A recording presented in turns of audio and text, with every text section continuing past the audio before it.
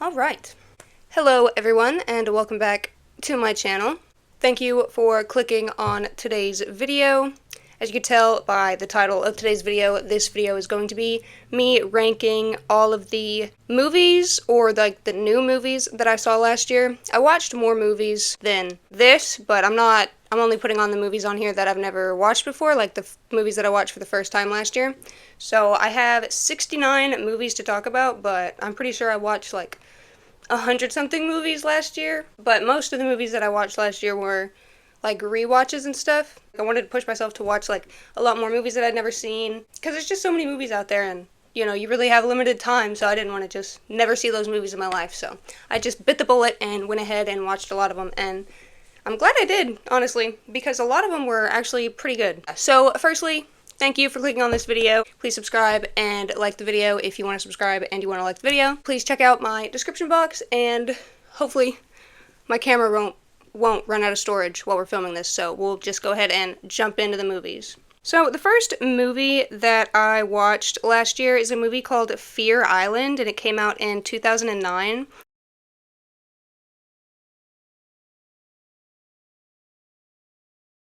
I wrote a few notes about all these movies just so I could have like something to jog my memory, and I just wrote boring and unmemorable.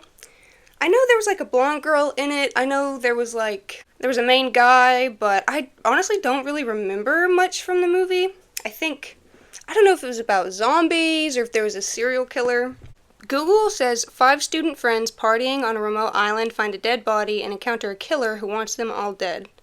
Yeah, I don't even remember. Yeah, I barely remember anything about this movie. It looks like the girl from Pretty Little Liars is in it, and maybe one of the Duff sisters. Honestly, I really don't remember anything about this movie, so it is number 69. It's like the worst movie I watched last year, absolutely. Number 68 is a movie called Grabbers from 2012.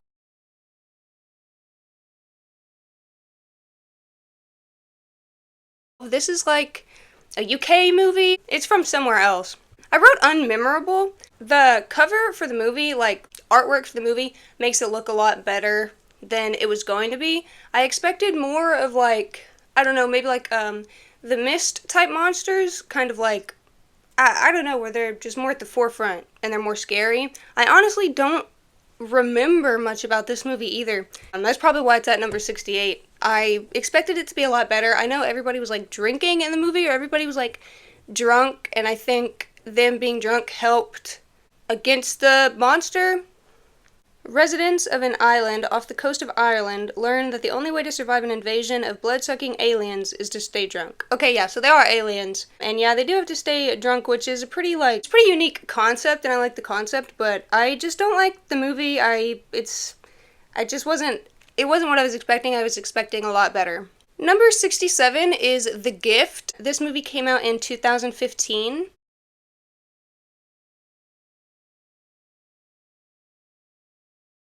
Now this movie, it's really, really boring up until the end when you get to the twist. Now the twist is really, really nice, and it, you go back and you know things now about the movie, knowing the twist that, just watching the movie you were confused about.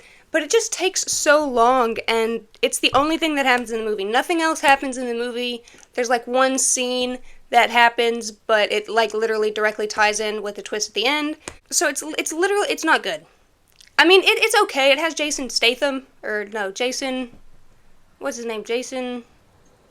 I played in.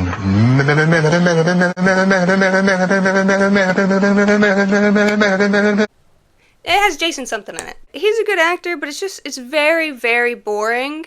So I wouldn't recommend it. The twist is good. I would say, like, the twist is good. It's pretty unique, and I guess, like, the bullied kid getting his revenge back is good, but I just think it takes too long to get there, and it's really, really boring. Number 66 is The Cave from 2005.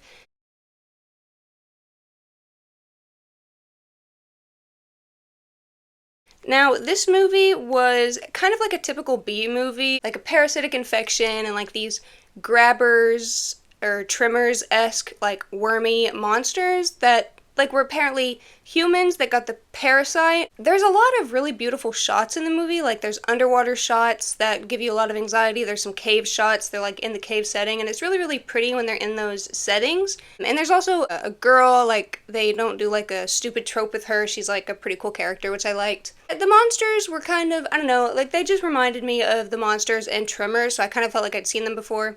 And the movie was stupid. Other than that, like I wasn't really even scared of the monsters. You are scared to be in a cave, and I'm scared of the underwater, like the underwater shots. Even though they're beautiful, they're really scary. But like I would never be in that situation because I would just never put myself in that situation. So I don't know. I guess it's really only scary for cave divers and people like that. But it was pretty boring, so I don't recommend it personally. Number 65 is a movie called Dead Girl from 2008.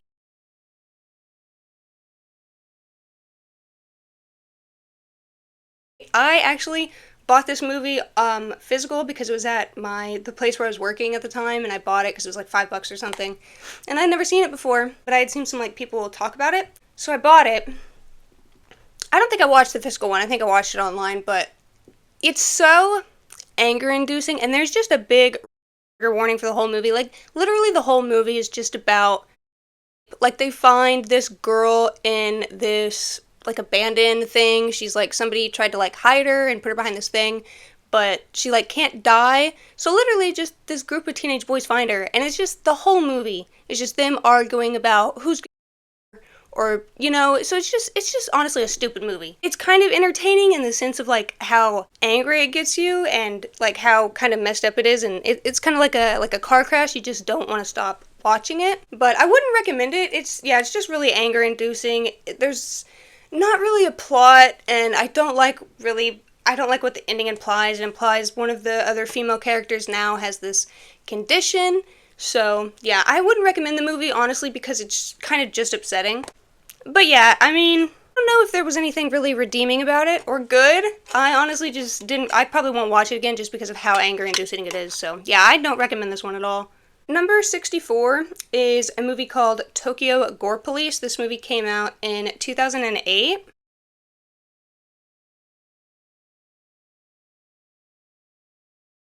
This movie was super weird. It was very video game-esque, kind of like Scott Pilgrim, but not as good way.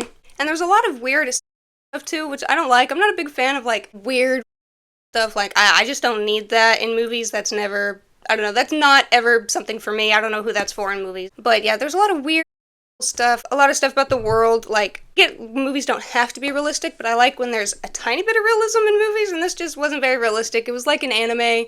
I'm not a big anime fan. There was a story, kind of, but it kind of just gets lost in all the gore. Now, all the effects are cool, and I would recommend it, like, if you just want to watch something crazy, but I wouldn't recommend it if you want to watch, like, an actual movie, like a good movie with good plot, with good story. It's just kind of like a weird, gory horror movie.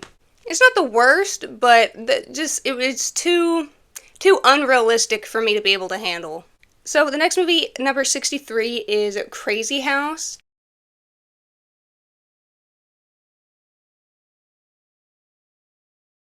This came out last year. That one guy who does Hot Fuzz and The World's End, the fat guy, I don't know his name, but I'm pretty sure, I don't know if he like wrote the movie, but he was the main guy in the movie. The movie was okay.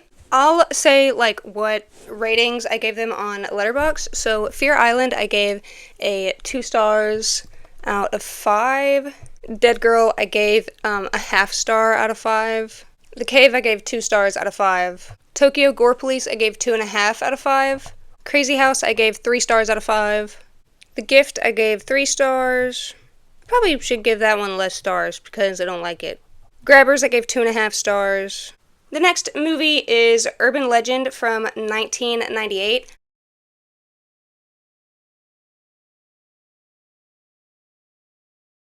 I said that this movie was boring and unmemorable as well. Just compared to like all the other slasher movies and stuff, it's not good in comparison. Like I don't even remember the ending, but I just remember like while I was watching the movie, I was really bored. I just didn't enjoy the experience. I guess like I don't know. I don't even remember what the weapon was.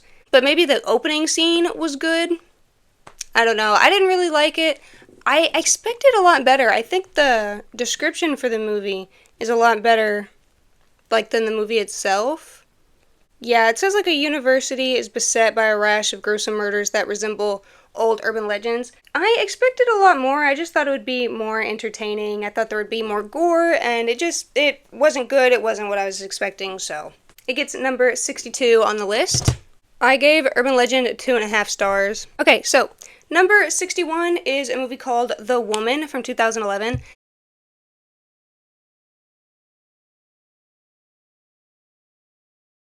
This movie is kind of similar to Dead Girl in the sense that the movie kind of focuses on this girl who she gets by this weird, creepy man who abuses his family, and he kind of like encourages his son to do the weird, twisted things that he does, and it's heavily implied in the movie that he got his daughter pregnant, which is obviously disgusting. His wife is like really abused, and she's just like so besought with fear that she doesn't do anything. She just kind of like lets everything happen, which isn't good, obviously, but in the end, she eventually like stands up to him, but he just beats the hell out of her, so this movie is just kind of anger-inducing again. The ending is a little bit good. The people get out, the dad dies, and I believe the little son dies too, because he was showing weird signs, so good riddance, that's all I gotta say. Really anger-inducing during the movie, but the ending is nice. It's kind of like a good for her ending.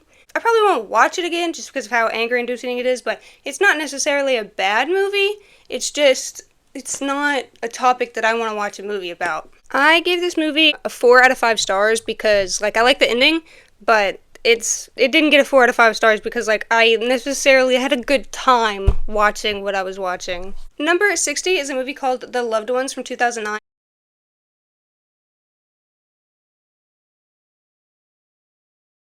And this is an Australian movie, I believe. So, like, the background and the setting of this movie is, like, really dusty and hot and uncomfortable. I don't like the setting of this movie just because, like, I could just tell how hot it is, and I hate the heat. There's also a really pretty long scene in the movie that, I mean, I guess it shows how much they love each other, but I don't know. I thought it was kind of unnecessary and kind of, like, long and played out.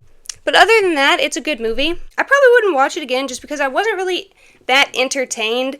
This girl is like abusing this really hot guy, so you feel bad for the guy because he's so hot, but then like the girl is like, you could like tell that she wants to have her dad, and like I don't know if her dad wants to have her, or her dad is like, if she abuses her dad too, because her dad's helping her like kidnap these boys and stuff and them, but like he's helping her make it seem like a prom night, so I don't know, it kind of seems like she's her father, but I don't know if like he wants to have with her, so he's like going along with it, or if he's doing it out of like fear. It's really weird. It's uncomfortable. It ends good though, like the girl dies, which is good. I think I would have preferred her death to be a little more gruesome. I think her death is like kind of quick. With all the shit that she does, like I'd want somebody who did that to me to die a harsher death. It's not a bad movie. It's just not really a movie for me. Again, I'm not a big fan of like all the in movies, and I mean sometimes incest in movies can be like done well or done interesting, but this was just kind of gross. I gave The Loved Ones a 3 out of 5 stars on Letterboxd. Number 59 is a movie called Stakeland from 2010.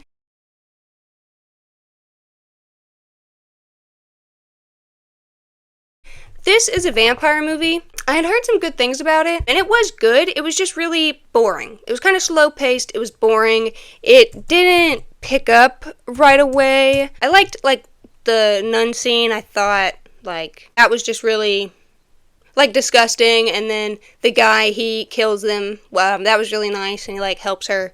So I really liked that, and I felt really bad for the nun, obviously. Like, the nun scene was horrible. Just the implications of that were really terrible, but it's not a bad movie. It's just kind of boring. I don't like it. I give it a 2 stars out of 5. It says Martin was a normal teenage boy before the country collapsed in an empty pit of economic and political disaster. A vampire epidemic has swept across what is left of the nation's abandoned towns and cities, and it's up to Mr., a death-dealing rogue vampire hunter, to get Martin safely north to Canada, the continent's New Eden. So I guess Canada's like a haven.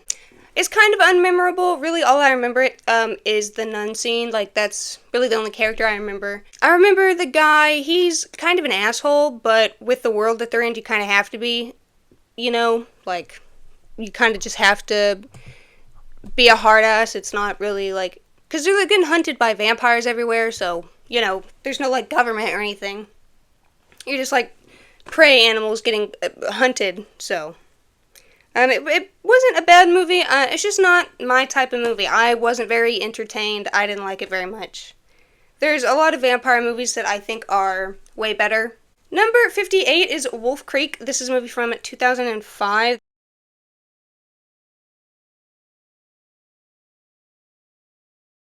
This is another Australian movie.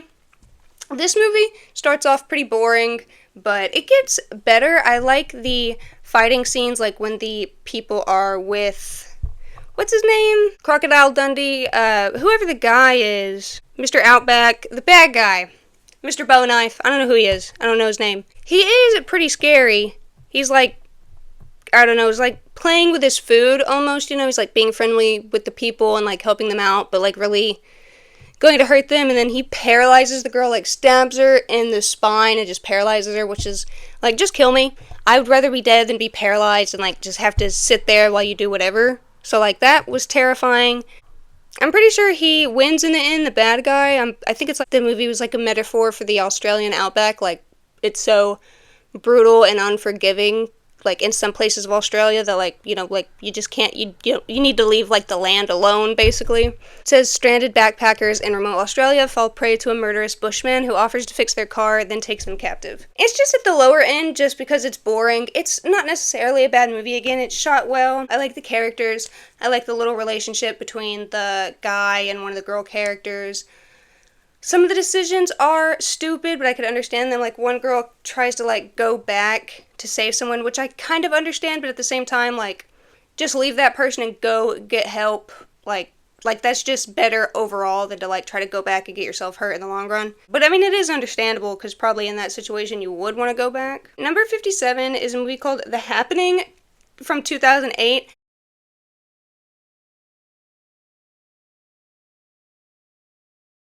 Now, this is that movie with Mark Wahlberg and Zooey Deschanel where there's, like, killer air.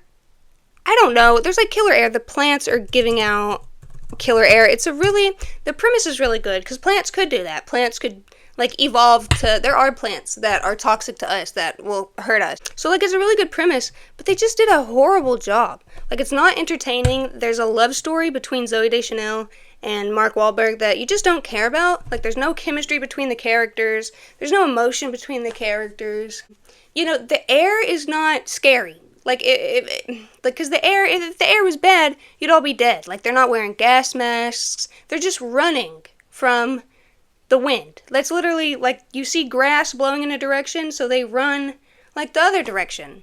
It's a really stupid movie. However, I did like the scene where he's talking to the fake plant. I did really like that scene. People say that that's stupid. I think it's so funny. Hello? My name is Elliot Moore. I'm just going to talk in a very positive manner, giving off good vibes. We're just here to use the bathroom, and then we're just going to leave. I hope that's okay.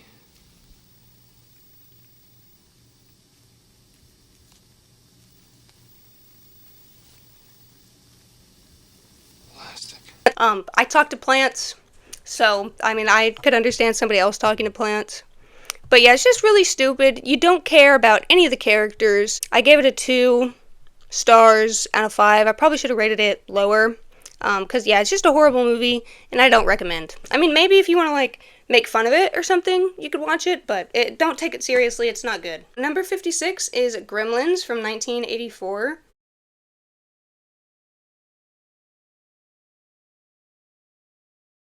I put on here that the second one is better. I do enjoy the second one better. It's just more entertaining. You see more of the gremlins causing mischief and stuff, but this one wasn't bad. I like the shop where he founds the, what is it, Mowgli, something, whatever, and the Gizmo character is really, really cute, that little fluffy ball guy. I can't understand how hard it is, though, to follow simple rules. Like, keep him in a cage. I don't understand how it was so hard not to follow those simple rules, but it wasn't a bad movie. I way preferred the second one to the first one. I gave this movie a 3.5 out of 5 stars. In the list of all the movies, I probably wouldn't watch it again. I mean, maybe if like one of my younger cousins wanted to see it or something like that, but I probably wouldn't watch it again out of wanting to. So the next movie that we have is from last year. It's Beetlejuice.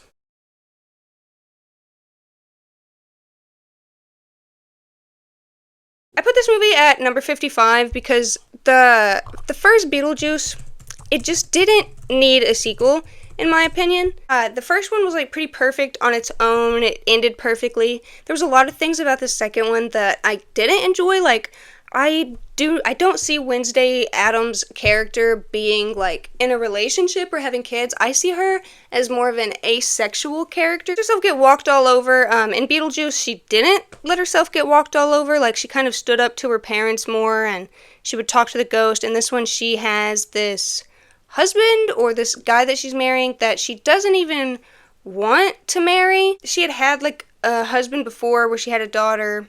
And her daughter's Jenna Ortega. I didn't think Jenna Ortega needed to be in this movie. I don't think her character was really needed. I was upset when they were giving her like a love story or like a love interest in the movie. But they did something like, they did like a twist on the love interest, which I really did enjoy the twist. So I can kind of forgive like them introducing him as a love interest because of the twist that they did. The dead parent trope, that's always in something. I mean, I get it, like, I guess you need to give somebody conflict. The easiest way to do that is like somebody close to you being dead, but... And also the guy who played Charles in the first one, he apparently is a...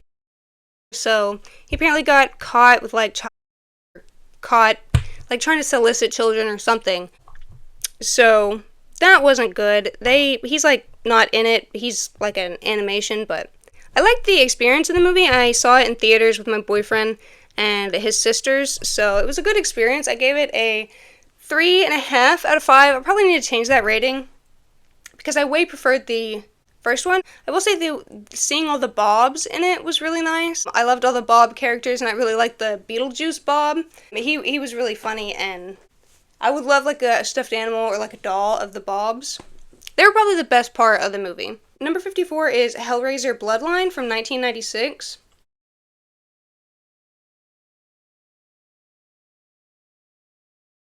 The Cenobites are always the best part of any Hellraiser movie. I decided to start watching Hellraiser last year because I'd never seen any of them, but I've seen like every Jason movie, every Freddy Krueger movie, so I figured I might as well watch every Pinhead movie. This one wasn't really good. I believe this one is the one with like 3 storylines. 3.5 for Hellraiser Bloodlines. I didn't really enjoy this movie. It's just going over like 3 generations of like the people who made the lament configuration. It just really wasn't interesting. I liked seeing the Cenobites, but that was really the only interesting part of the movie. Every other part of the movie was boring and, you know, just all, it seems like most of the later Hellraiser movies were just all terrible. So yeah, I wouldn't recommend this one. Like, after the second one, all the Hellraiser movies are kind of trash. Okay, so number 53 is a movie called The Feast from 2005.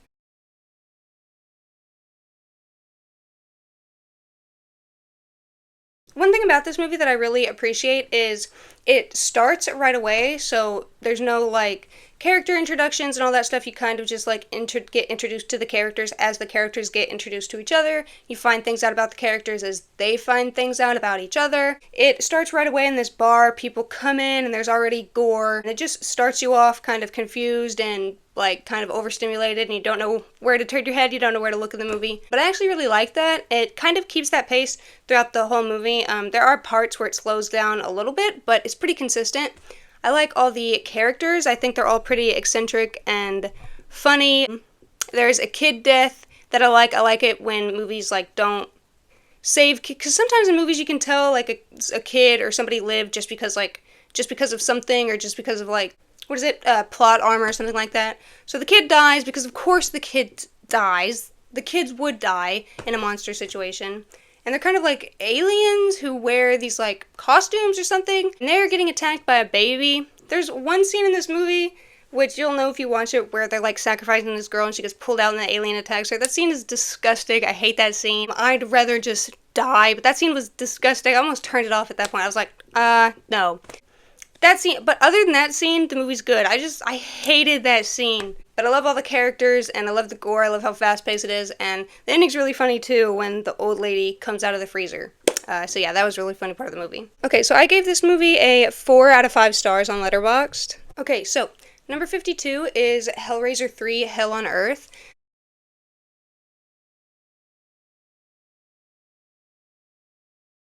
Now, this movie has some interesting Cenobites, like CD Head, or whatever he's called, and then this one guy that can, like, shoot stuff out of his face. It says, Pinhead is set loose on the sinful streets of New York City to create chaos with a fresh cadre of Cenobitic skin? I'm not sure. Or Cenobitic kin, I guess. I think I like the opening of this one. I think this is the one where he's, like, Pinhead's trapped in a pillar, and then there's, like, this kind of hot asshole guy. One of the Cenobites, or I think Terry, her name is, she gets like a cigarette in her throat. So the Cenobites are cool, but the story's not bad. Like this one, if you're gonna watch any of the later Hellraiser movies, I guess the third one is your best bet. It's kind of, it's not as good as the first two, but it's at least better than the fourth and beyond. Like, it's kind of in a category of its own. It's not terrible. I like the Cenobites and stuff, but I probably wouldn't ever watch this movie again. I'd probably only ever stick to the first and second one. It says I gave this one a 4.5 out of 5? I don't know. Looking back, I don't like it 4 out of 5, but I mean, it's not shot bad. It's just like, I guess, when it comes to Hellraiser, it's not as good as the first two. It doesn't seem as Hellraiser as the first two. Number 51 is the Our Father documentary from 2022.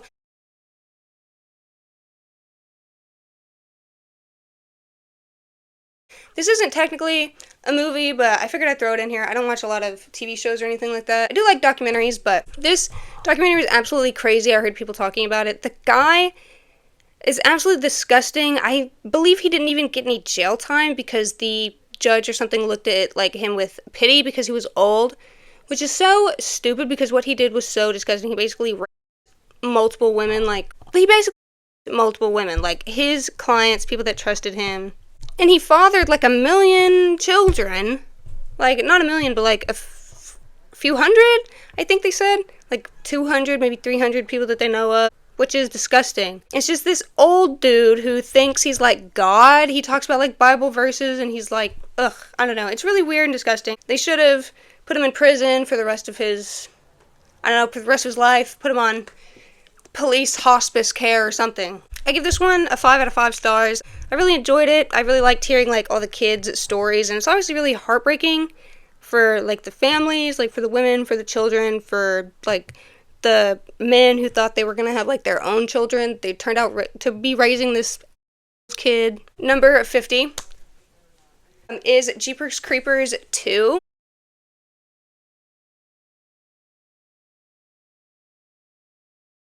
This movie is nowhere near as good as the first one, and it's such a shame, like, what happened with the first movie. Like, it's such a shame about the director, because it really could have been, like, the first one had a lot of potential, like, the creeper is, like, a really scary person, like, coming out every 27 years or 23 years or whatever it is, like, I don't understand, though, like, if you were asleep for, like, 23 years, why would you only want to eat for, like, a few days? And, like, what's the point of sleeping for so long? How do you eat enough to sleep so long? Like, be in hibernation? I just don't understand that. Like, the biology or anything of the creeper. I gave this one a 2.5 stars on Letterboxd. The other scene, like, there's another scene where the creeper is, like, licking the window, like, smelling these boys, and I don't, you can kind of tell, like, it's just the director's, like, fantasy, because I believe he was, like, convicted of a boy or something. But you can just kind of tell. So it kind of like gives the creeper this, it kind of taints the creeper, because it makes you think like, oh my god, is that Victor Salva? Is that the guy? Like, he's just like a predator? But, I mean, he's a predator, but obviously, you know, you'd rather be dealing with a predator than a child or predator. It's kind of good. I don't like how the girl has like psychic visions. They throw Justin Long in there, like a vision of him with his eyes out talking to the girl. I mean, it kind of makes sense. Like his character in the movie probably would, if he was a spirit, want to kind of like warn anybody he could and try to get them away from the creeper. So I mean, I get it, but I just didn't like that inclusion. I don't think they needed to include it unless they were gonna give like a bigger part to him, and they didn't even include his sister. That could have been cool, like a second movie following his sister or something could have been interesting, but instead it's just this group of high school kids. I think they pick on one guy for being gay. I think it turns out he is gay. I don't know. It's just not very interesting. You do get like a tad bit more look at the creeper and stuff, but I mean, like if you've seen the first one and you really love it, I guess I'd recommend the second one, but I mean, if you didn't like the first one, you definitely won't like the second one. But the first one was amazing. This is just kind of, it's okay. It's okay. Number 49, I have A Quiet Place Day 1.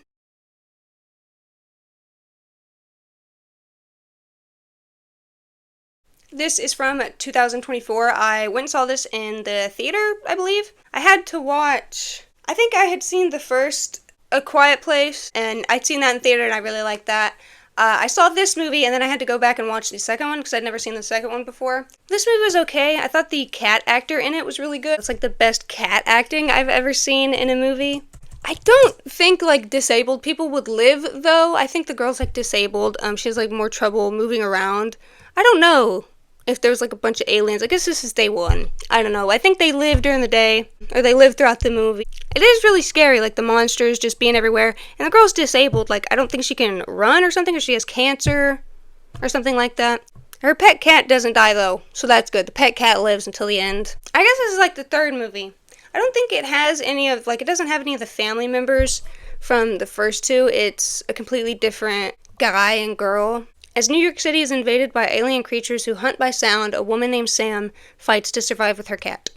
I give this one a 3 out of 5. It's not bad, it's just, it wasn't as entertaining. It's an okay movie.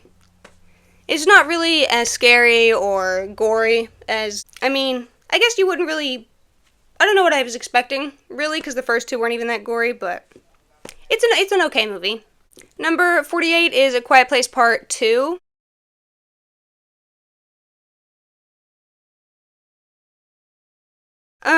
This girl, like, she gives birth. First of all, I would have tried everything I could have to, like, get rid of that baby. Like, why would you even think that it would be okay to get pregnant and then give birth when you can't even make sound? We, like, watch her give birth, and she's doing it, like, in some water or something with, like, this sound of, like, rushing water around her. I definitely would have died. I either would have, like, done something with the baby while I was pregnant, or I would have, like, just died, like, giving birth to it because the aliens found me because I was screaming. There's also, like, one scene where they, like, hurt the alien with this, like, weird sound thing, and then this guy sees them, and he's like, oh, okay, you guys can come in. He was, like, gonna let him die at first, but, I mean, with self-preservation, I mean, that makes sense. They could have just broken into a pharmacy to get her, like, medicine that would take care of the pregnancy and, like, get rid of her condition, so I don't know why they didn't try to do that. I think it's kind of stupid to put yourself and your family in danger in that situation just to have another kid that will cry and make noise and won't understand anything. So it was a very selfish decision, and I wouldn't have made it, but it wasn't a bad movie. I gave it 3.5 out of 5 stars. I don't mind that the movie doesn't have sound, but that's one thing. You get kind of bored because there's nothing to listen to. And the little girl's deaf, so that's cool, like, to see deaf representation and American Sign Language representation. Number 47 is Queen of the Damned from 2002.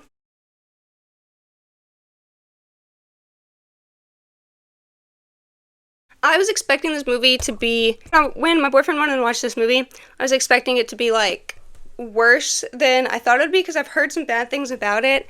And following, like, Interview with the Vampire, like, that movie was so good. It was just, like, it was written well, it was acted well, I loved, like, the costuming. It was a really pretty movie. This movie's really pretty, like the way it looks, but the vampires are all gayer. Like, they're all super, super gay. All the vampires are gay. They're a lot gayer than they were in the first one, and the vampires were pretty gay in the first one, but the vampires are super gay in this one, which is a bad thing. I've noticed that they're actually pretty gay in the book too. I'm reading Interview with a Vampire, and they're pretty gay in the books too. But yeah, I didn't mind like the actor. He just didn't look like an alpha vampire to me. I wasn't like scared of him like a predator. He just kind of looked like a little twink. So I thought that was interesting that they didn't get more of like, I don't know, that they didn't get a different actor to play Lestat. I wonder why they couldn't get the same guy, like whatever his name is, Tom Cruise, whoever played Lestat. I don't know why they couldn't get him. Aaliyah was really good in it though. I really liked like her dances, and they did this thing to her voice where her voice sounded like she had multiple voices. She kind of had like, her skin was like gold dusted, like my Cleo Denial doll, and that looked really good on her. I liked her costume, and I liked that she just went around killing whoever she wanted. That was nice. I like the statues too, like when the vampires are in their statue form. I think that's pretty interesting. Like, there's a pretty unique, interesting power to just turn yourself into a statue whenever you want to freeze. And I gave this one 3 out of 5 stars. Okay, so number 46 is Vacancy. This is a movie from 2007.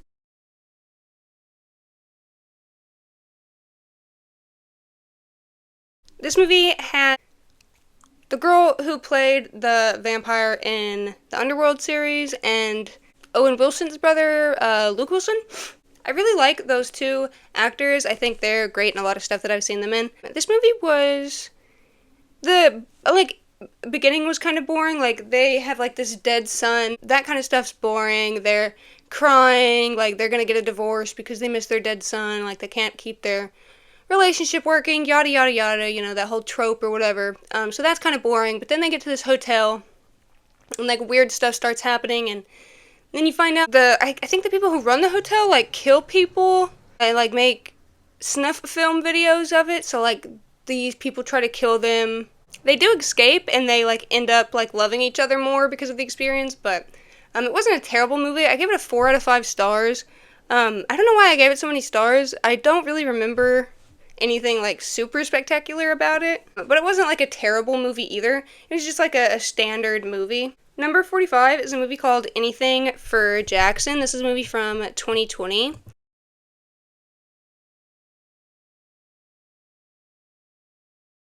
I just didn't really understand the ending of this movie. Like, the pregnant girl drives off, and then there's like this demon.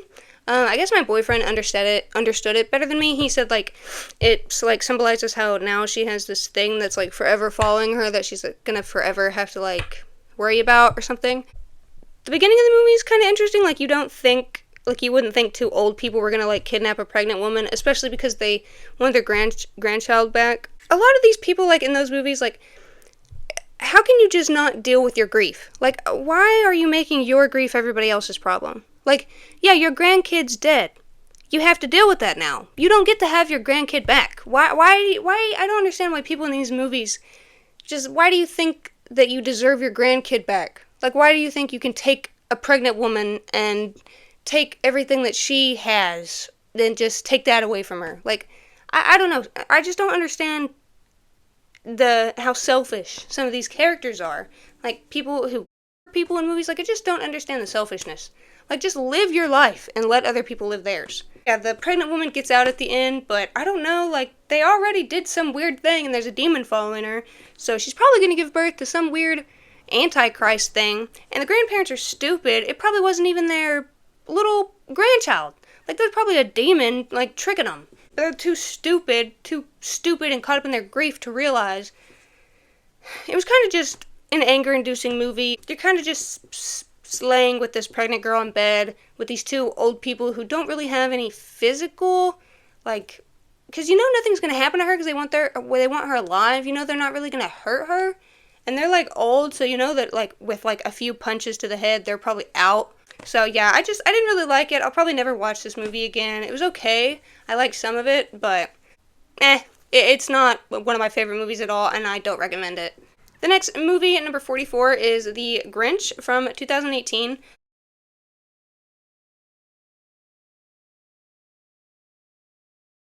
I watched this movie with my boyfriend and his family for Christmas last year. So the experience I had watching it was good. It wasn't as good as the original animated version or the Jim Carrey live action version, but I think that goes without saying. Those are so iconic. I don't think any ones that we could make now could ever like top those. Especially because back then just humor was better and everything. Or you could just get away with more humor. People, I don't know, were more relaxed when it came to humor. It's okay. Like, the Grinch isn't too mean in it. He treats his dog pretty good, I think. The dog's cute. I don't really like the way the Who's are designed, but it wasn't bad. The premise is pretty much the same, so it wasn't bad. I just prefer the other two for sure. And I would hope that people nowadays would not be introducing their children to the Grinch through the 2018 Grinch. I would hope they would be showing their kids the original Grinch, because I don't know why you would start your kid off with just such a lesser version of the Grinch. So I gave this one 2 out of 5 stars. And his design's not terrible, but he's just not as big or menacing. Kind of in the animation, he's not as menacing, but he doesn't look as, like, soft and like a teddy bear as he does in this one. But it's okay, like, for kids. So the next movie, number 43, is a movie called The Children. This is a movie from 2008.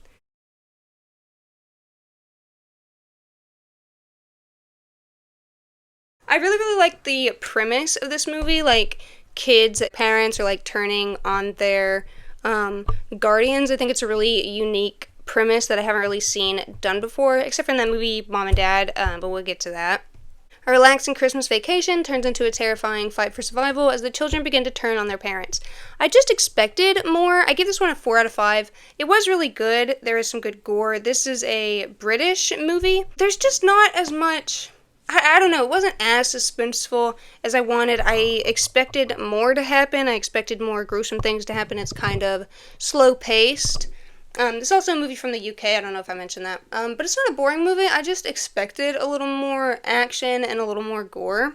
I didn't give it a 4 out of 5 though, because it is a good movie, and I absolutely love the premise. I would love to see more movies with this premise. It was a little slow-paced and boring when things weren't happening though, like the build-up or just the filler, like in between scenes, were boring, but I guess that's to be expected.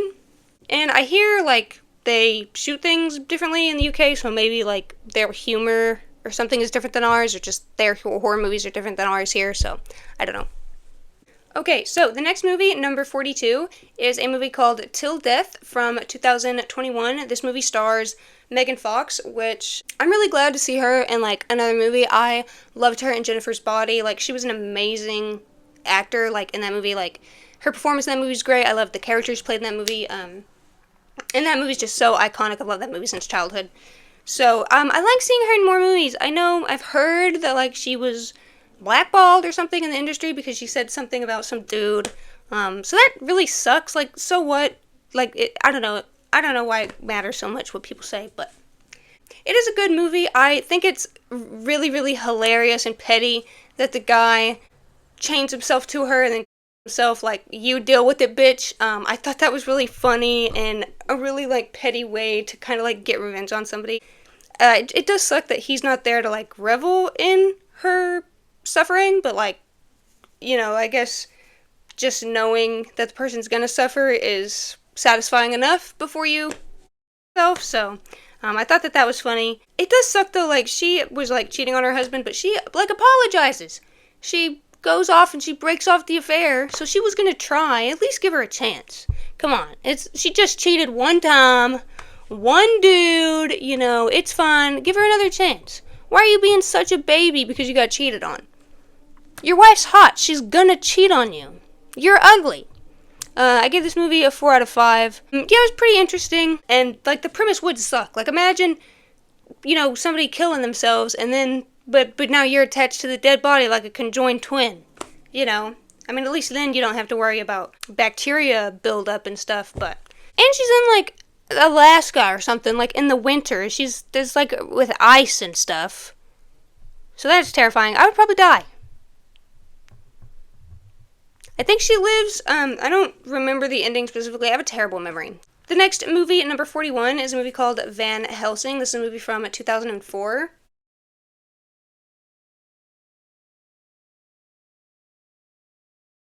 I really, really loved the 3 Dracula's brides in this. Like, Dracula always has to have his 3 brides in this. They had, like, this CGI, but it was pretty good CGI because, like, they had their actual, like, faces. Like, I don't know, it was good. It looked good. It looked pretty good. They were, like, these vampires with, like, big wings, like, bat-esque vampires, but they had, like, a human form, too, and they could, like, fly.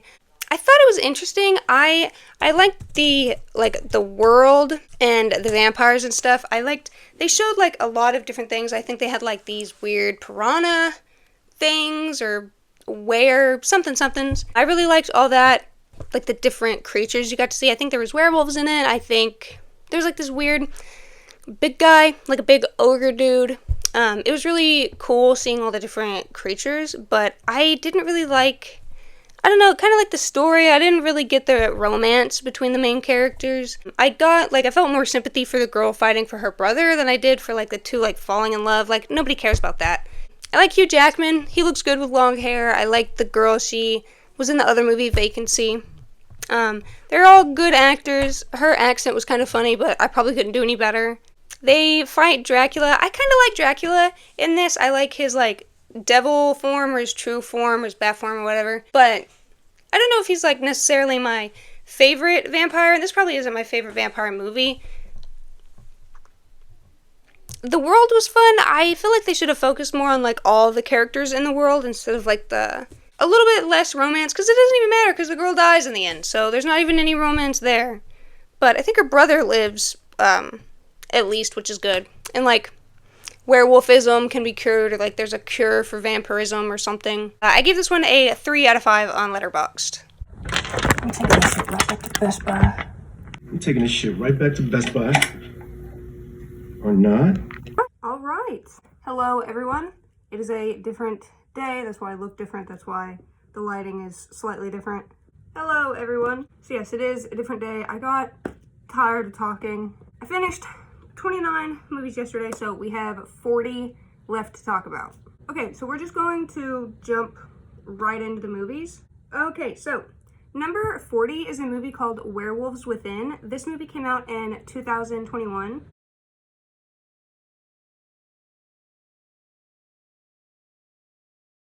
So this stars the lady from, I believe, the T-Mobile commercials, the really pretty lady. I remember the meme that went around about, like, her breasts being large and you couldn't tell in the commercial. She's in this movie. She does a really, really good job. I really liked her chemistry with the main guy lead. Their relationship is really cute. They're really cute together. They have a lot of chemistry together, the 2 actors.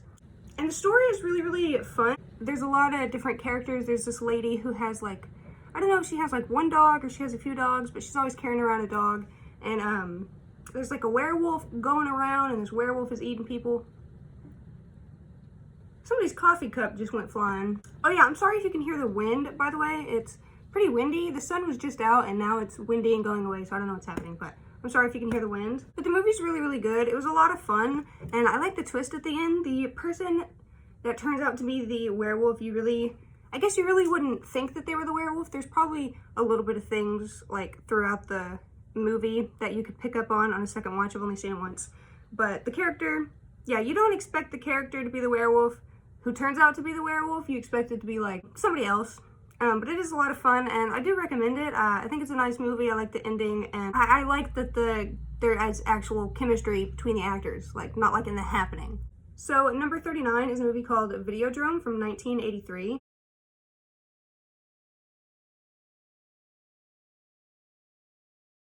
I believe this is a David Cronenberg movie. I don't know if that's his first name, but it's a Cronenberg movie. I don't really think I understood the movie. It's got some, like, weird, like, undertones and, like, some BDSM undertones or something. These people meet on this show or something, and then they go back to her apartment, they have sex, and then they get into a relationship, and then there's, like, this TV show, video thing, and this sound or something gets into your head.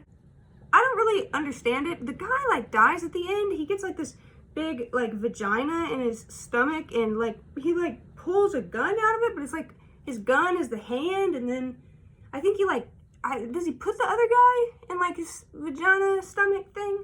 I don't know. He, like, kills the other guy somehow, and the other guy didn't watch the video because he wasn't infected with the video. It was really, really weird. It was just really weird. I personally don't understand it. I probably need to watch it again or read some articles or watch some YouTube videos like explaining this movie because I just don't understand it. I don't understand what it's about. It was entertaining. I like I don't remember the lady's name, but the lady's really pretty, and her and the main guy, they do have a lot of chemistry. Like, it's fun watching them interact and stuff. And some of the weird sex stuff is like, the way that it's shot is like very tasteful. It's not just like a porno. It's like shot really good, and I like the shots, so I don't mind all the weird sexual stuff. But yeah, I just personally didn't understand what the movie was about. I don't know. I probably need to watch it again. It's a good movie. I just personally don't understand it. Number 38 is a movie called The Bay from 2012.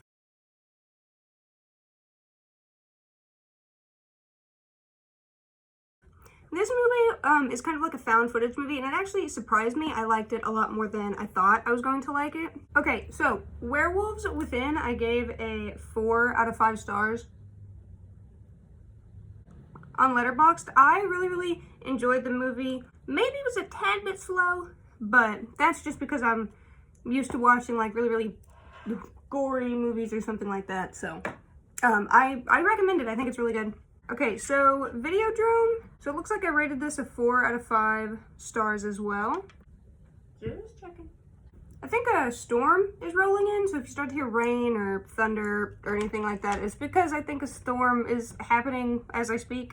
So The Bay, I gave a 2.5 out of 5 stars. I did enjoy this one. I liked seeing the skin infection that the people develop. I really like the reasoning for the skin infection, like in the bad stuff that starts to happen. Like the government was dumping like chicken into the water, which is totally something the government would do. Like, I could see my local government doing that, so it's really anger inducing because you just know that the mayor, the local mayor, and just the local governments.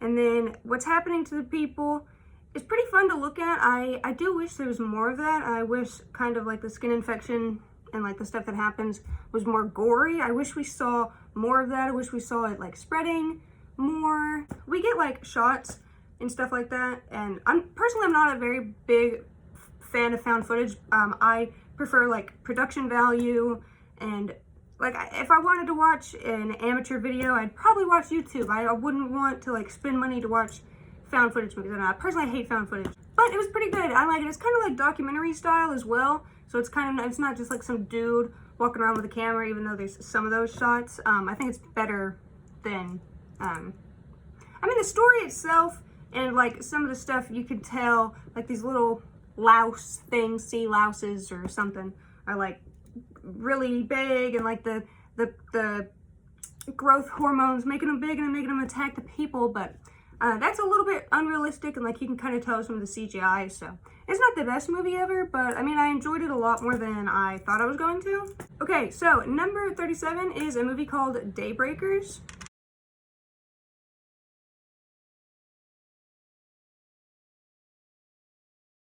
I don't want to take your stupid quiz.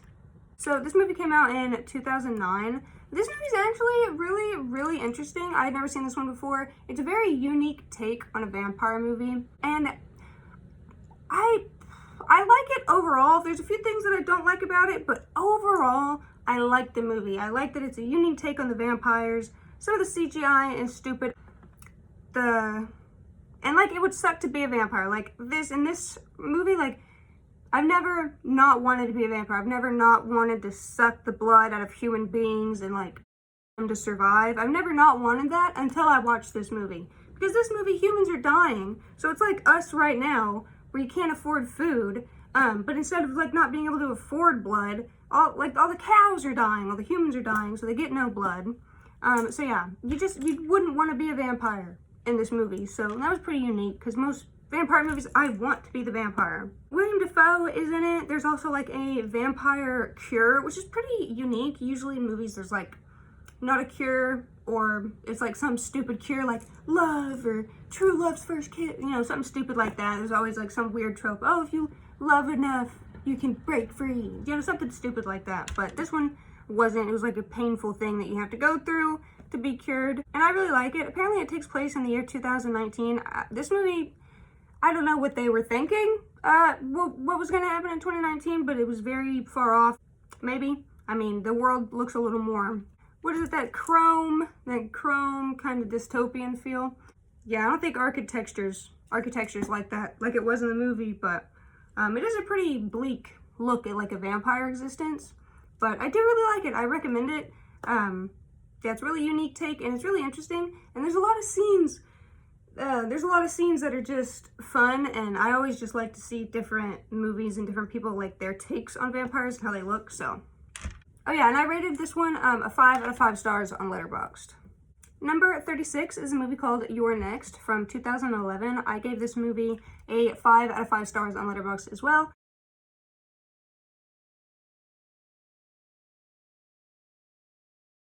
This one, this is a pretty popular horror movie. It's really good. I like the twist at the end, how it's like someone, I guess I won't spoil it, because it is, well, it's not even new, but whatever. It's somebody close to her that's like letting her, like doesn't care, you know, if she dies or whatever. So it's really, I like that, how like it's like somebody close to you hurting you. I always like in movies when it's that trope, like you gotta get people used to that just so they're prepared.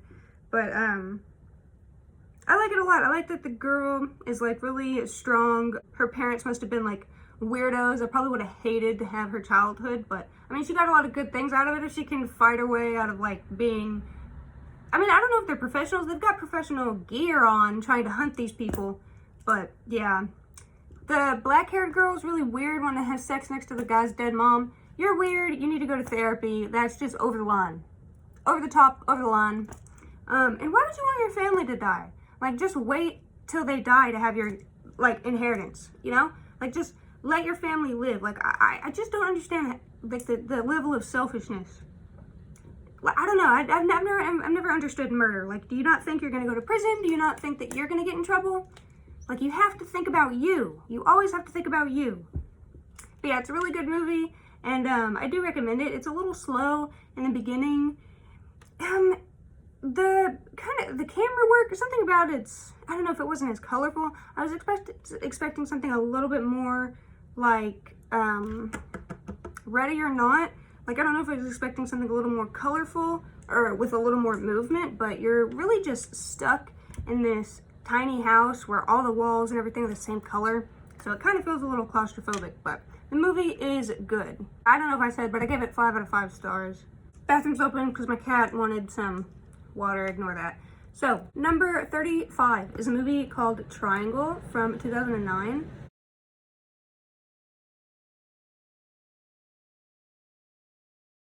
Okay, so the wind's really picking up. I'm really sorry if you can hear that. I did not expect this. The sun was out and then it went away, so. Melissa George is in this. She's really hot. I just had to say that. When Jess said sail on a yacht with a group of friends, she cannot shake the feeling that there's something wrong. That's because there is. So you go through the movie. It's one of those loop movies where, like, the people, it's not like necessarily, I guess it's kind of the day. They're replaying, like, them getting on this boat that they should have never got on. And then apparently the girl, she accidentally everybody on the ship. And then it goes around, and, like, she's trying to help everybody. Then she accidentally gets everybody anyways. And then she's, and then she's killing herself. Like, fighting with herself, trying to kill herself. And then it goes back and shows the beginning of the day. It turns out she was abusing her son at the beginning, and I don't know if she, like, killed her son, or I think she killed him. So yeah, I think she killed him. So it's just really weird. I give it a 4 out of 5 stars on Letterboxd. It was just, like, a pretty trippy movie, and you really didn't, I mean, I didn't expect it to be, like, a looping movie until it started looping, and I was like, oh my god. Yeah, I would recommend it. I don't know if I would watch it again. Maybe I probably wouldn't watch it by myself, but I'd definitely watch it to, like, show somebody the movie for the first time. I think the twist is pretty interesting, especially because it's, like, involving a kid. Yeah, I recommend the movie. It's pretty enjoyable. It's a pretty fun ride, if not a tad bit boring and confusing at first before you know what's happening. But number 34 is a movie called Shutter Island from 2010.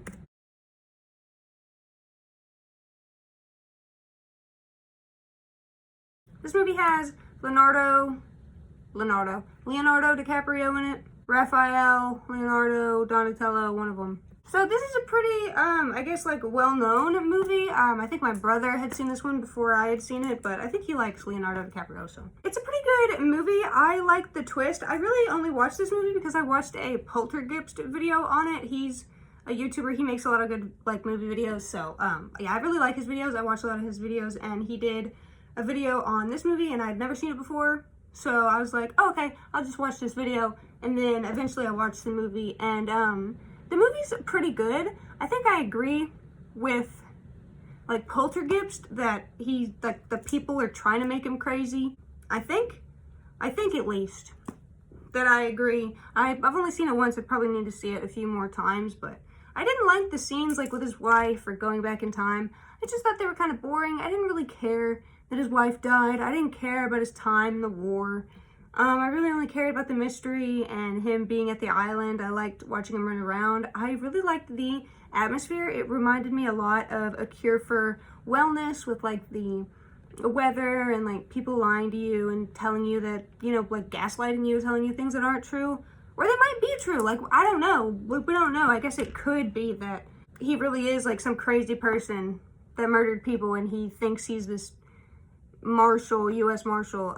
So you don't really know. I gave this one a 4 out of 5 on Letterboxd, and I would recommend it. It's a pretty classic movie. Number 33 is a movie called The Fourth Kind from 2009.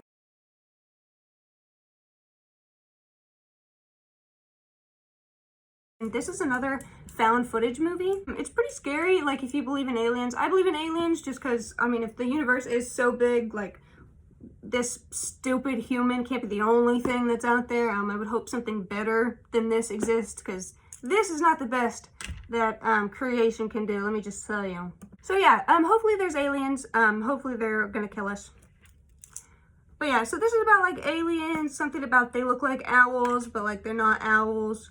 I heard about this movie on TikTok from that Blue Ghost girl. I don't know if any of y'all watch her, but she's pretty cool. She recommends a lot of movies. It's okay. It's another found footage movie. Again, I'm not the biggest fan of found footage, but it is the documentary style of found footage, which I much prefer to some dude holding a camera and just running around. Like, if I wanted to watch a vlog, I'd go on YouTube. You know, I don't care to watch people's found footage personally. But this was good. It's like a documentary style. I think Mila Jovovich and somebody else are in it, and there's reimaginings or redepictions, recreations of, like, what the people, like, the real life people who experience this are saying. Obviously they're all actors, but it's really good. The lady who, like, looks really sickly and it's kind of scary. She looks like an alien herself. She's got these big old bug eyes and her skin's all dried and she looks real sick and sad. So the aliens probably stole her life. They probably probed her. They probed her mega. Okay, they probed her.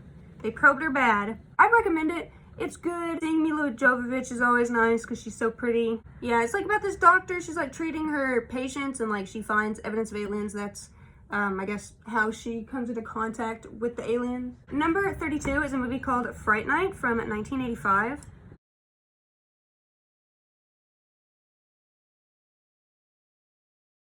I much prefer the remake of this movie. I don't know when the remake came out. I don't think I talk about it on here because I've seen it, like, when I was a kid, but I much prefer the remake just because the remake's more, I don't know, more action heavy, more colorful. I don't know, I don't really like the way they acted in the 80s, and there's, like, sex is, like, a bigger focus on the, like, in the original one, the 1985 one.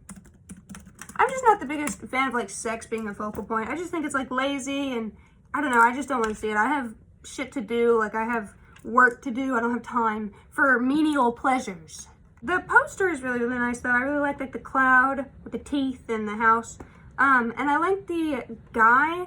He's in Bordello of Blood. It's kind of ironic because in this movie, in Fright Night, he's the main vampire, but in Bordello of Blood, he plays, like, this priest who goes around and, like, goes to this vampire house and kills vampires, and he's got this big, like, Christian TV show. I thought that was really funny. This movie's good.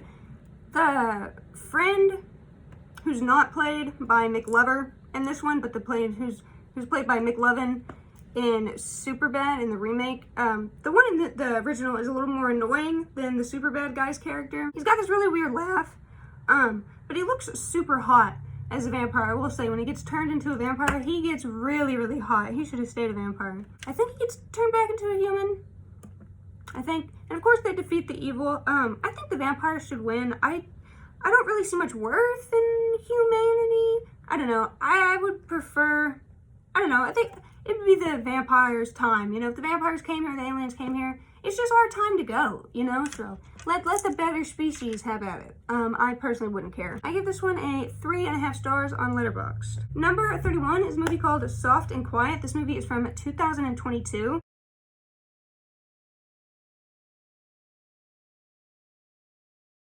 This movie is just about racism.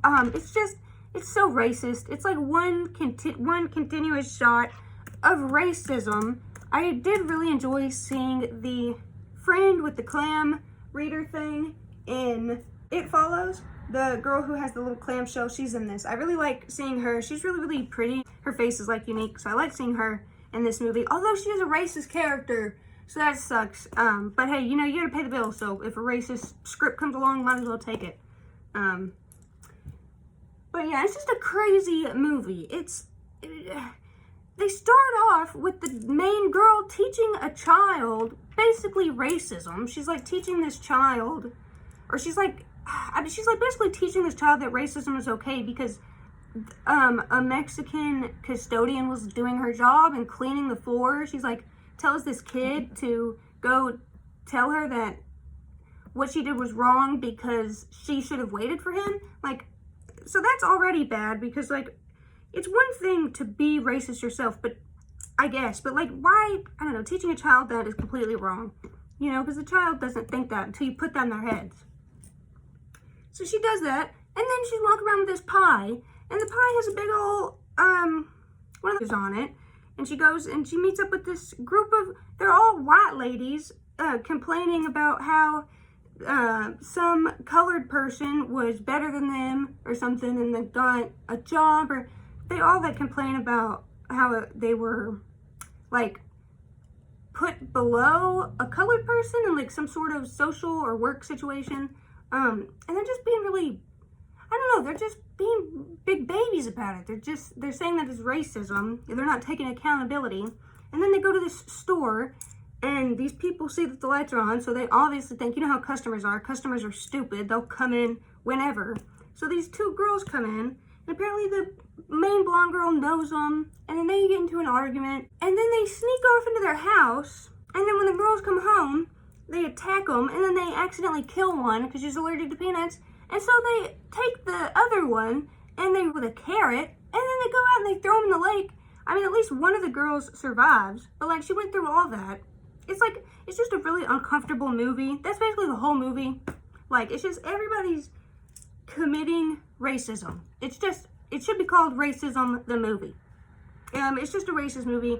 It made me uncomfortable, but I like the message. Like, I think it's like a good uncomfortable, like to show you like that racism is wrong, even though you shouldn't have to be shown in a movie. But, so yeah, I think the uncomfort was definitely necessary, but it is definitely a very uncomfortable watch, especially with the scene, especially because it's a woman doing it to another woman, and because it's just on the basis of like color, and because the woman was like previously, and they're also victim blaming her because they don't think it was. It's a good movie, but it's also like a really uncomfortable, and it's just a racist movie, but it's good. I think it's a good movie. I gave this one a 3.5 out of 5 stars on Letterboxd. So number 30 is the movie Us from 2019.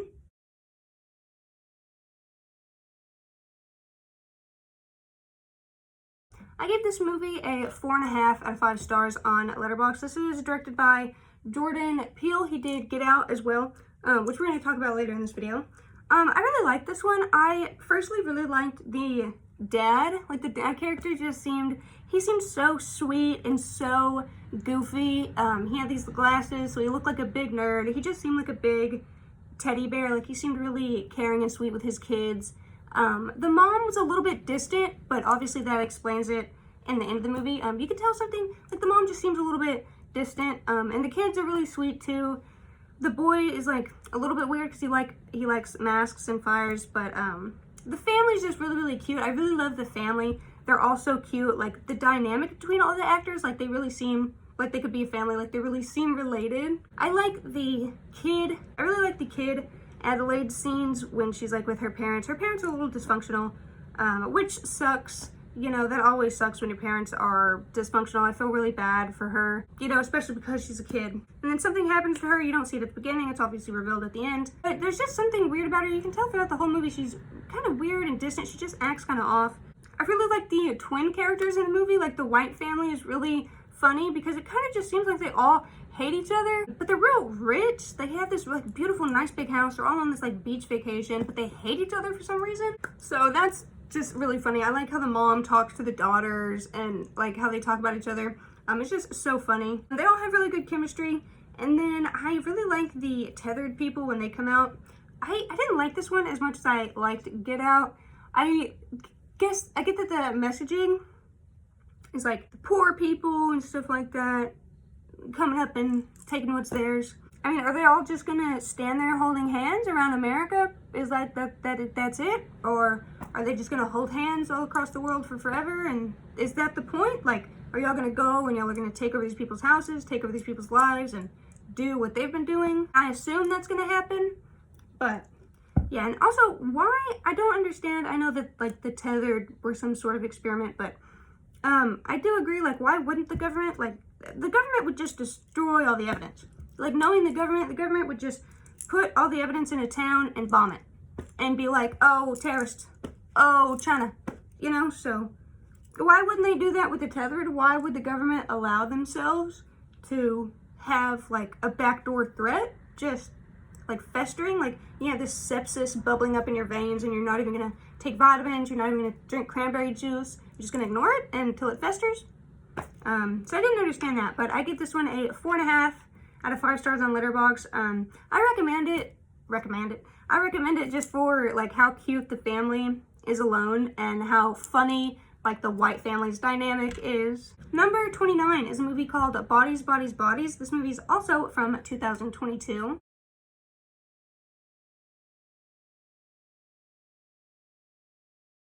I think I wanted to watch this movie when it came out, but I just never did until 2 years later. In 2024, I really challenged myself to watch more movies, so that's probably why.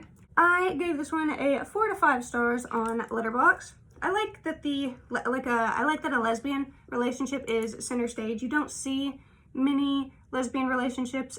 You see a few male-on-male relationships, but I like that the 2 women in a relationship. It looks like all the girls in the movie are bisexual. So that's good, I guess. Pete Davidson's in it. I heard he got rid of all his tattoos. Why would you do that? Why would you spend all that money to get the tattoos and then spend all the money to get them removed? I don't know. But yeah, he's in this movie. The reveal that should I reveal it? It's 2 years old.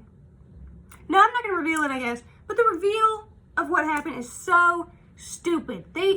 I don't know. They shouldn't have played the Bodies, Bodies, Bodies game to begin with. I think that was a stupid idea. I think if everybody just calmed down and like looked for more rational explanations, like I feel like they could have all survived. I feel like not as many of them would have died if they would have just calmed down and maybe talked some like rational sense into each other. They all just freaked out and they all have this weird like petty drama with each other. I don't know, it was a little much. I've seen it I think twice, but I'm still a little bit confused just about all the dynamics. I've never had a friend group that large. I've never been probably in a house with that many people at once. So I don't really understand how everybody was like connected and what all of the arguments were about, but it was really entertaining. I liked all the like partying scenes. I liked the atmosphere. It was like really bouncy, fun atmosphere. The pool shots were fun. I liked everybody's relationships, even though they were all just kind of bitches and mean to each other, and it seemed like they all hated each other, or I don't know. But it was a pretty fun movie. I gave it a 4 out of 5 on Letterboxd. Number 28 is The Ruins from 2008.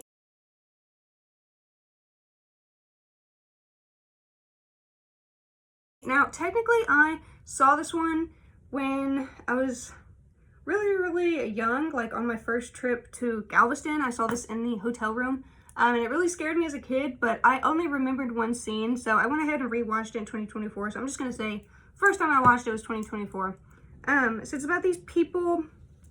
They go to, I don't know, Mexico, some really hot, dusty place, it looks like. So that was mistake number one, going to a hot, dusty climate. They go to this, they find this temple, and they try to go up, and there's these plants that attack you, and it's not like The Happening, where the plants just pump pheromones or whatever into the air. It's actually like these vines crawl out and they get under these people's skin, and they literally eat these people. And this movie is terrifying to me because I'm deathly allergic to poison ivy. If I breathe, if I smell poison ivy, I get like the bumps and the pustules, and the juice makes it spread. I get so itchy. Oh my god. So this movie terrifies me because this is literally, the ruins is literally like, they're not fighting weird plants that we don't have. This is literally a movie about poison ivy. This is literally a movie about mutated poison ivy. If we don't nip poison ivy in the bud, this is where we're heading. This is where we're heading, people. This is where poison ivy is gonna go. This is terrifying. I gave this movie a 3 out of 5 stars. The girl's really annoying. One of the girls kind of gets him into the whole situation because, I don't know, she's a little selfish, but she makes it out, so good for her. I can't blame her for being selfish and making it out. I can't blame anybody for that. So she's a little annoying. I like the character relationships. The guy having to get his legs cut off because they're all infested. Oh my god. I will never go to a hot, dusty climate. You can count me out. There's one place I've ever been hiking, and it's the only place I'll ever go. I'm not going to any weird, hot climate ever. No. No, no, no. And this movie came out in 2008. Number 27 is a movie called The Crow from 1994.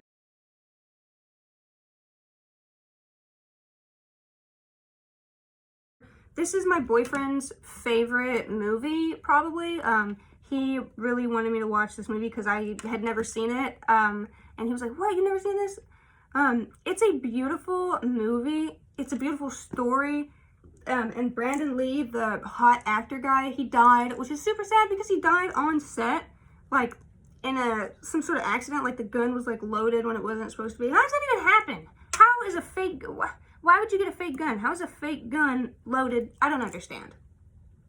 So it's got a lot of like tragedy. It's a really, really sad story. The girl just opens up with the girl getting, so that's like, obvious, that's disgusting. I hate seeing movies. I wish they'd not movies, honestly.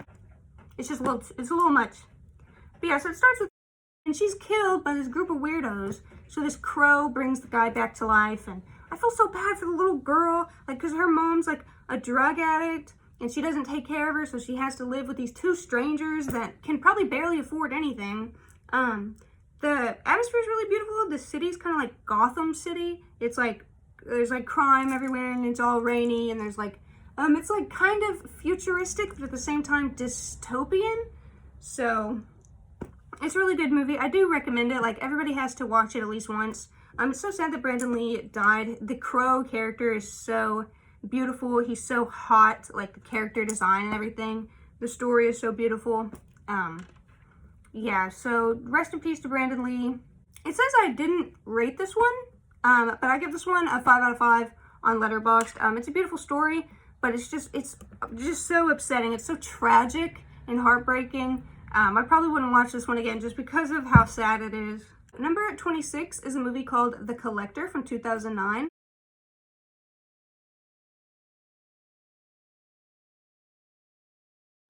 This movie is crazy. I remember putting this one on, I did not understand what I was going into. I just put it on. First thing I want to say about this movie is that there's a cat death scene that is just really hard to watch. Like, it's obviously fake, but I have like 18,000 cats, so it's really, really hard for me to watch just because the cat scene was really hard for me to watch just because it looks so painful. Like, it involves this like acid glue, and like that's one of my biggest fears, like something stuck on you that eats you that you can't get off. Like, my skin is so soft and delicate, like it would go straight to the bone. It's like a huge fear. And it's like this guy, basically the Home Alone kid, I don't know, after they got back from New York, they started beating him. After they got back from Paris or whatever, they started beating him and they never stopped. And then he killed them all, and now he's going and taking everybody else's family. He sets up this whole booby trap, and people say that it's unrealistic. I don't care that it's unrealistic, like all the traps and stuff. It's honestly so much fun seeing all the traps, seeing all the gore, seeing how the people are like dying and stuff. Everything about this movie I really, really like, and I do recommend it. Except for like the cat scene. The cat scene was a little bit hard to watch because I felt so bad for the cat. Like that honestly made me, like, it hurt me. It hurt my heart to watch how the cat died, even though it was like obviously fake, because I was imagining like my cats in that situation. Like I was imagining my cats, like their bodies with the acid glue and then getting cut in half. Like it was horrible. So that was hard to watch. I was like, oh, no. But other than that, the movie's good. And one thing I have to say about the movie, I hope this isn't misogynistic, but I don't know the actress's name, but I don't know if they were fake. You can't trust anything after the substance. But she has the most beautiful breasts I've ever seen in my life. There's a tit shot in the movie, of course, which I don't think is needed, but oh my god, girl, she has beautiful breasts. They look just squishy and delicious and bouncy. They're beautiful breasts. So that's one other thing I have to say about the movie. Beautiful breast. Most beautiful breasts I've ever seen in a movie. Award goes to The Collector 2009. I give this one a 3 out of 5 stars on Letterboxd. Okay, so number 25 is a movie called We Need to Talk About Kevin from 2011.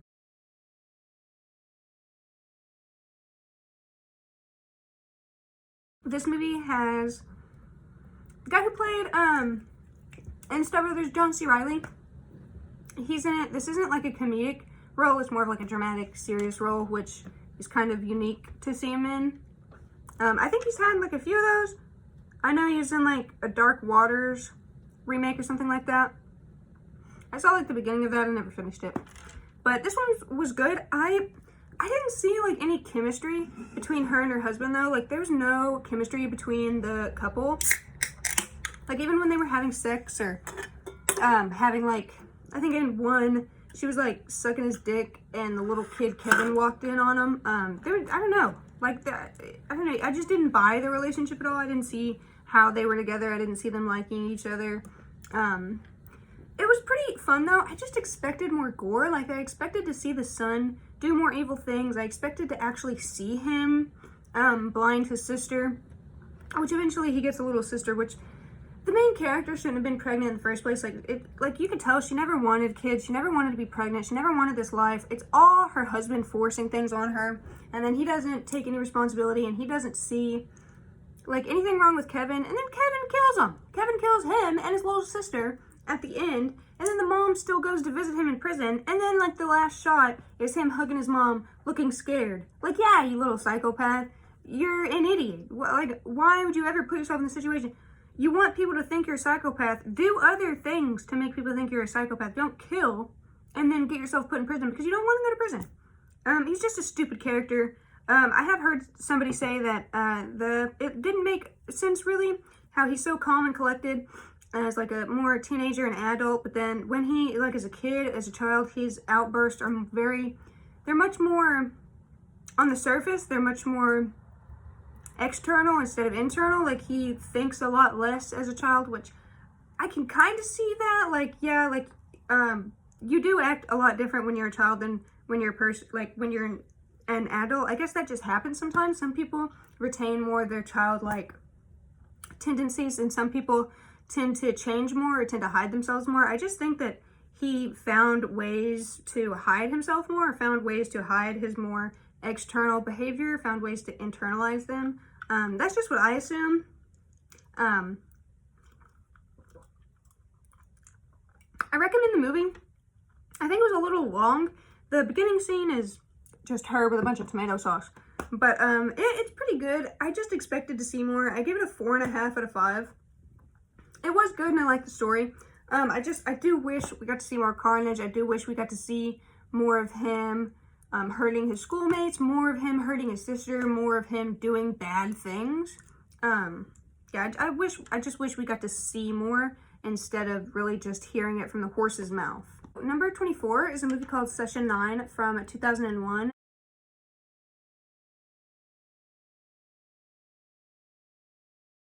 This is another Poltergeist movie. He did a YouTube video about this one too, and I'd never seen this movie until I watched his video about it. And after I watched his video sometime, I went and found the movie and watched it. This is a really, really good movie. I gave this one a 4.5 out of 5. This one is really, really good. It's a little bit more slow paced, but I like you get this like weird flashback things where you're like privy to information that you don't know how to piece together, but then it obviously pieces it together in the end, but as the story's like unfolding, you kind of just get these bits and pieces where like you can like picture the story going off in a few different ways than the way that it actually takes. So it's a very interesting movie. I like all the actors, like all the chemistry is good. Two of the guys hate each other, and you can kind of tell. I didn't really pick up on it like the first time, but I think I watched Poltergeist's video like 2 or 3 times, so I guess picked it up more watching his videos. But I like the dynamic, and then Gordon, he just seems so sad the whole movie, and like you can tell why at the end. But then at the end, he's the crazy guy with the ice pick. But then like it goes and shows you how he was like the perpetrator the whole time. It's a really good movie. Yeah, I recommend this movie for sure. It's definitely good. I probably just spoiled it, but I mean, I don't care. I'll put like spoiler tags in it or something. It's from 2001. I don't know. You've had your chance. You've had your chance to watch it. But yeah, this is a really good movie, and I really do recommend it. It's kind of just like a sad movie. It's a little bit more slower paced, but it's not so slow paced that it's really boring. It's kind of slow paced in the way that like it's like allowing the tension to build. Number 23 is a movie called Mom and Dad from 2017.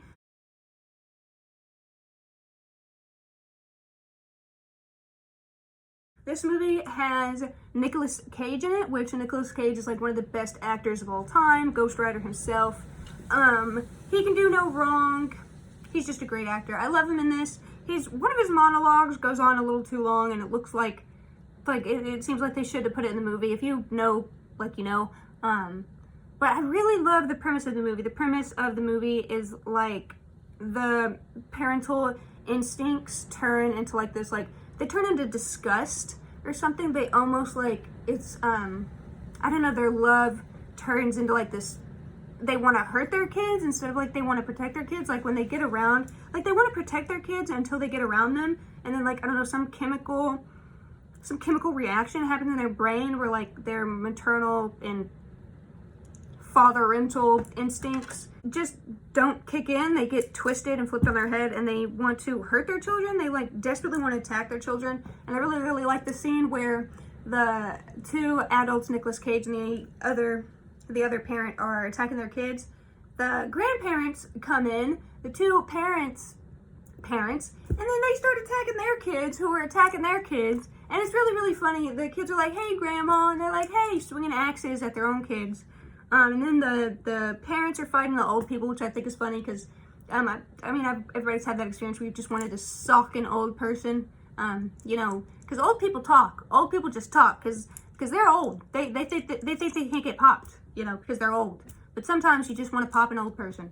So if you see a few old people get popped, which is fun, and the kids are like fighting back against their parents, it's just a really fun premise, kind of like the Children, but this one is a lot more fun. That's why this one is ranked higher. This one has a lot more energy, it's a lot more fun, and of course it has Nicolas Cage in it, so that's probably 8 stars right there.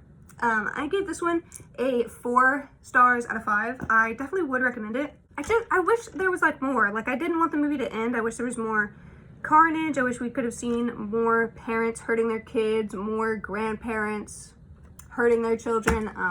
That would have been really nice to see. Number 22 is Terrifier 3. This movie came out last year in 2024.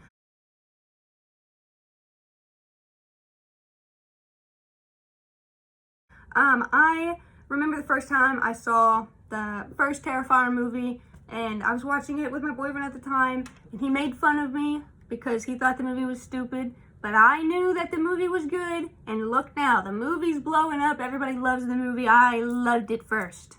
This is an absolutely, yeah, I love the Terrifier franchise. It's schlocky, it's fun, it's gory, it's just gory for the sake of gore. There's kind of a story, but I hate personally like religious storylines, how like she's like the chosen one and like life after death. I personally just hate religious symbolism. I hate demons and angels and God and Satan. I hate all that tropes. I've just grown up around it all my life. I'm in Texas, so everybody's religious, so the devil doesn't scare me. I don't care to see the devil or God in movies. I think it's stupid. I think it's just like a cheap, like, I don't know, of course you could make anything about God or the devil. So I don't like that aspect of where it went in the second and third. But the third one is good as well. I like the third one.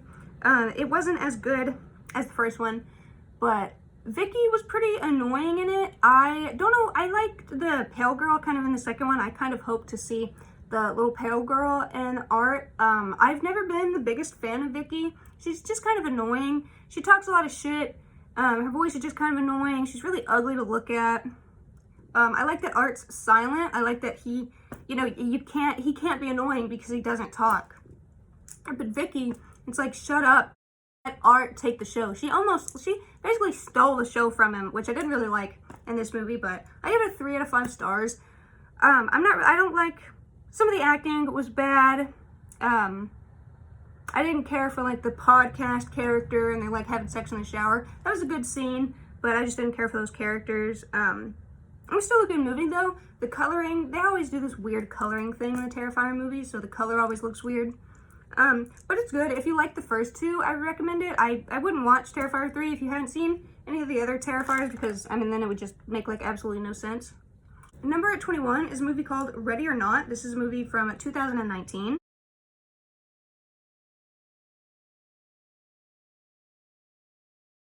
I have these 2 pimples on my face and they're swollen and they hurt. They itch. I want to pop them so bad. I want to bite them. I gave this one a 5 out of 5 stars. This is just really fun. It has Samara Weaving in it. She's just really pretty to look at. I've loved her since the Babysitter movies. She just has a really unique face. I like this premise.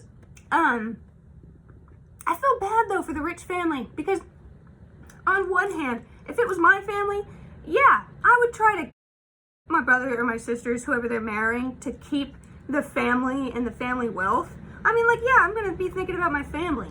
But like, also, if I'm the wife, I'm gonna try to be all the other people, and I'm not gonna care that, you know, I guess I'm not gonna care about their wealth.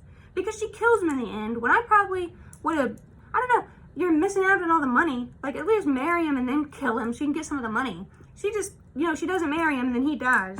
But I can see both sides. Like, I feel bad for the family because, you know, it was like their ancestors who got them into it. It wasn't even all their choice. Like the brother's drinking because he's so sad about his choices. But yeah, I see everybody's point of view. I see why everybody's doing what they're doing, honestly. So yeah, whatever team I was on, I'd probably fight. So yeah, it's a really interesting movie. It's really fun. I like all the deaths. I like how the people die. I like Samara Weaving. It's a really good movie. I recommend it. I gave this one a 5 out of 5 stars. Number 20 is a movie called Brain Dead from 1992.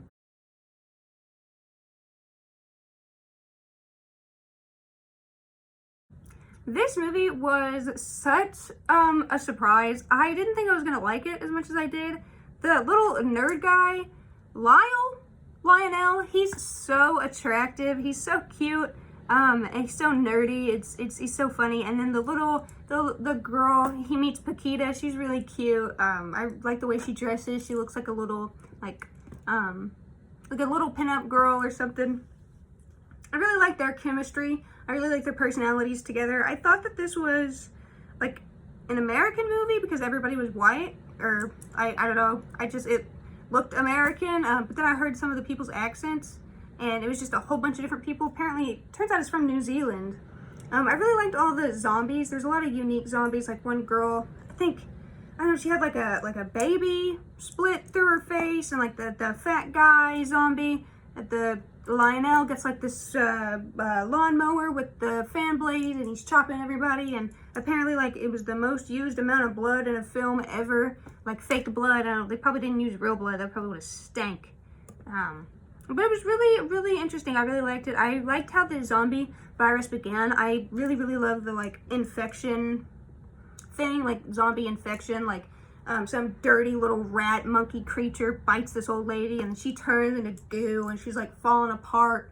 And Lionel's trying to take care of her and hide her. That was kind of frustrating because, like, why didn't you just smother your grandma? Like, why didn't you just kill her, put her out of her misery? Like, she was an abusive, but, like, that's all the more reason to kill her. Like, I don't understand why he didn't just kill her. I don't understand why he was trying to keep her alive at all.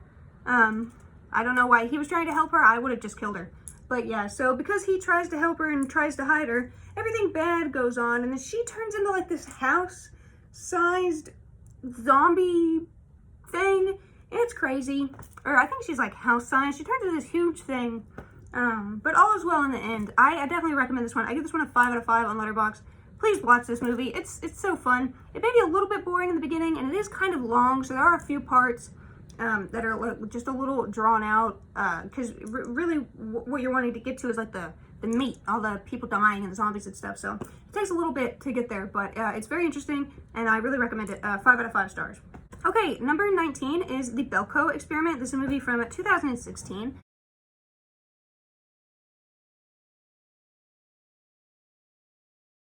This is like a really fun movie. These people go to work and something happens over the intercom. They all need to kill each other, so they all have to kill each other. It is really fun. Like, it's a really fun story. I almost wish there was more gore, and I do wish there was a part 2. I think there's another movie that's kind of like a part 2. I think it's called Mayhem. I think I watched it this year. It reminded me of this movie. It is really fun. I wish there was kind of more gore, and I don't understand how that tiny little white boy survived out of everybody. I mean, I guess it shows how, like, with luck and, you know, coincidence and all that stuff, you know, shit happens sometimes. Sometimes the underdog wins, but I don't want to get a sequel. Like, why is this happening? Like, why are you trying to get all these people to kill everybody, and then are you going to get all those people to kill people? And it is, I mean, it's cool if you've ever wanted to kill your coworkers, which, I mean, if you've ever had coworkers, I'm sure you wanted them dead. So that's fun. Like, I'm sure it would be really, really fun to kill coworkers, but to have the threat of you being killed also, that would suck. So I would just want to avoid the situation. The reward is not worth the risk. I give this one a 4 out of 5 stars. Number 18 is, this isn't a movie, it's a, like, limited series or TV show or whatever. It's Baby Reindeer from 2024.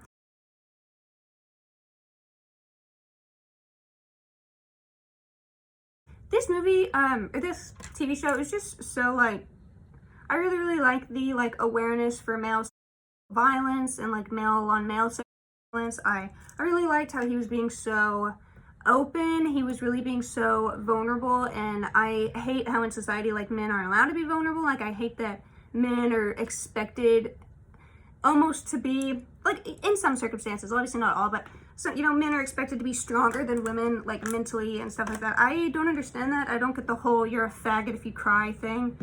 So I really like how open and vulnerable he was being. I really liked how he was, like, being open about liking trans women.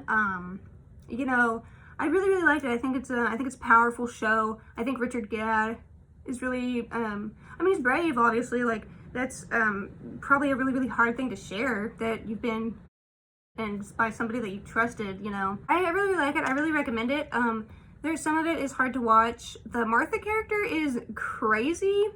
I don't understand how people are so crazy and so entitled, but yeah, I give this one a 5 out of 5 stars, and I definitely recommend this one. Number 17 is a movie called Abigail from 2024.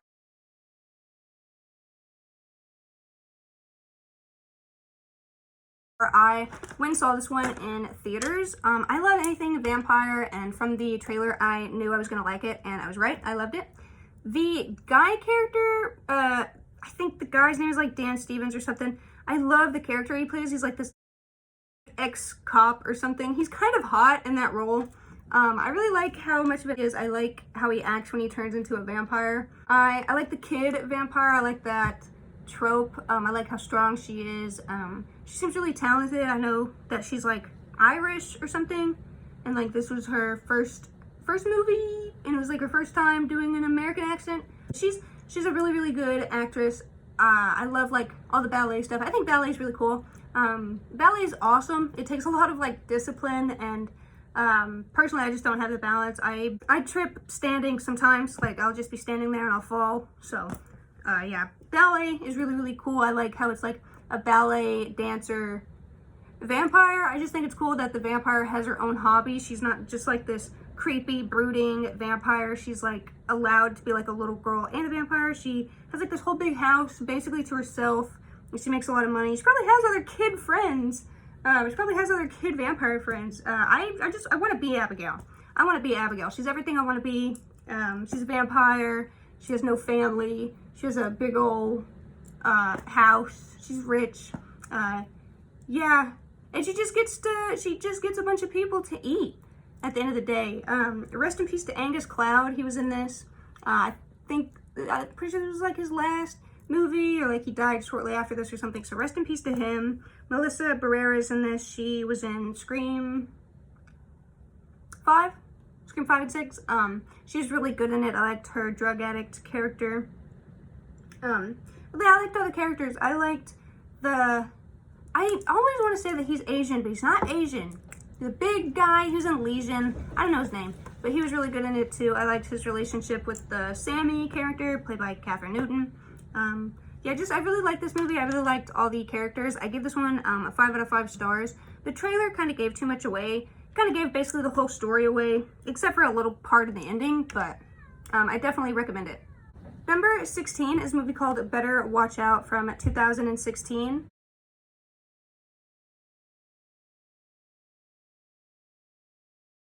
This movie was really, really fun. It's about this like crazy little boy who's in love with his babysitter. So when she's invited over, him and his little friend had like hatched this whole plan where they were gonna make her think that like there was this intruder. And then he ties her up. He tries to murder her. He kills his best friend. And then she's luckily alive at the end. So like, you know, he's going to get caught. But I liked seeing some little spoiled rich kid get humbled. And I like seeing a spoiled little rich kid not get what he wants for a change, to have things not go his way for a change, because you can't just do that to people. He was a total pussy. He couldn't handle any sort of rejection. The girl had her own boyfriend. He killed her boyfriend. But yeah, I really recommend this movie. It was a lot of fun. It was a little anger-inducing, but the ending's really satisfying. I do kind of feel bad for the friend, though, because kids can't get talked into stuff, so I kind of feel bad for the friend, because you could tell he was the weaker one of the two. You could tell he was kind of just going along with it a little bit more than he was like wanting it, I guess. I think. So I feel bad for him, you know, because I don't think kids should be blamed for any decision that they make, no matter how bad. Even the little guy, even though he's so bad, I don't think he should go to like prison or something. He just needs to go to like some mental health facility for the rest of his life or something. But yeah, I do recommend this movie, especially during Christmas time. It's like all about Christmas and stuff, so very Christmas vibes. I give this one a 5 out of 5 on Letterboxd. Number 15 is a movie called The Stuff. This movie is from 1985.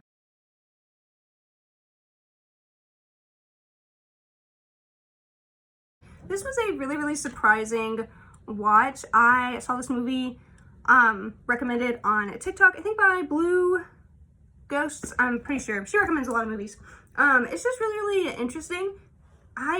You wouldn't think that you'd be so scared of like this white cum-like substance coming after everybody, but you really are. Like you really do get scared, especially because it's like this parasitic substance that takes over your body. It doesn't really like seem to take over everybody's bodies, but it really definitely takes over their minds. And like when somebody gets cut in half or something, like they are like the white stuff underneath, like this yogurt stuff. The opening is some old guy like just licking snow. Like, are you stupid? He just licks snow. He likes the taste, so they bottle it up and start selling it. No FDA, no testing, no regulation, no I don't know, viewing it under a microscope, possibly just to see it up close. So they sell it. I feel so bad for the kid. His whole family just dies, turns into this parasite. He's got to go on the run. We got this country charmer coming out of the freaking barn, just risen everybody up, sleeping with journalists right off the TV, like in Videodrome. And I don't know, he's just got this southern charm. He just tricks everybody. He's so smooth. I really like that actor. He's just so smooth. He's like butter. He just glides through the whole movie like butter on a fucking hot metal pan. He's really nice to watch through the whole movie. And his chemistry with the kid and the girl is really, really nice. I like how they all work together. I really like this movie. Chocolate Chip Charlie, are you kidding me? Chocolate Chip Charlie is so iconic. I can't believe they got my man Chocolate Chip Charlie. I'm not waiting for him. I'm supposed to lead them off the whip. Get out of the way. Don't you know who I am? I am Chocolate Chip Charlie. My hands are registered with the Midland Georgia Police as lethal weapons, and I eat them guns for breakfast. I was rooting for him. I didn't think he was gonna get got, man, but he got got. I felt so bad for Chocolate Chip Charlie. The dog scene was also scary when the dog like turns into this like thing, because the guy is like scared of his dog. You see him. He's scared of his dog. But you don't really know why, and the dog's been eating the yogurt. Why would you let your dog eat the fucking yogurt? Even if it wasn't parasitic. Like, I give my cat some of my probiotic yogurt every now and then because they beg me. But, I don't know, you don't give them, like, so much. But yeah, I give this one a 5 out of 5 stars. For a movie from 1985, this is so freaking good. I would watch this movie again. This is probably going to be one of my favorite movies. I've only watched it once, so I don't want to say that it's my favorite movie because I've only watched it once. But this is definitely, after I watch it, like, this is definitely going to be, like, a movie I rewatch in my life a lot. This is, like, a classic. I love this movie. Number 14 is a movie called Murder Party from 2007.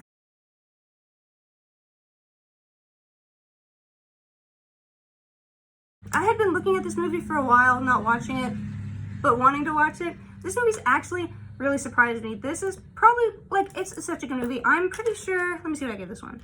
I give this one a 4 out of 5 stars. So you follow this guy, he gets this invitation, he's lonely, and he goes to this party where it says, like, he's gonna be murdered, but, like, obviously it's Halloween, so you don't think they're gonna be murdered. It's a bunch of these art students. They try to kill him in a bunch of weird ways. I love all the personalities together. My favorite is the baseball guy. He's so freaking hot. He just sits there the whole time looking hot and being quiet like he should.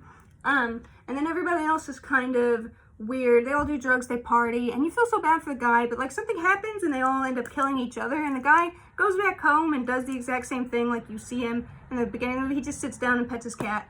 So I'm happy for him because he deserved to get out alive. He was just some innocent guy. He was just looking to have some friends. He didn't think that it was serious that he was going to get murdered, so I was really hoping nothing bad would happen to him because, I mean, he seems like a good dude, you know? He's just some lonely guy who got invited to a party, and I think he makes the costume himself, and he makes a really nice night costume.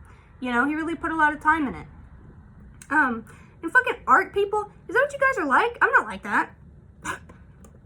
Not me. But yeah, I give this one a 4 out of 5 stars. I definitely recommend it.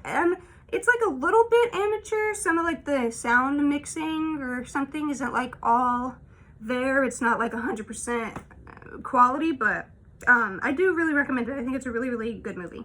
We're almost freaking done. I need to eat. I'm going crazy.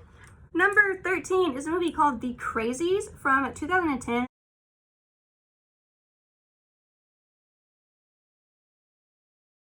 This has my main man Joel from Should Not Have Been Canceled, Santa Clarita Diet, best TV show ever. First TV show I ever watched, besides SpongeBob and 1,000 Ways to Die. I've never watched any other TV show fully, except for Santa Clarita Diet.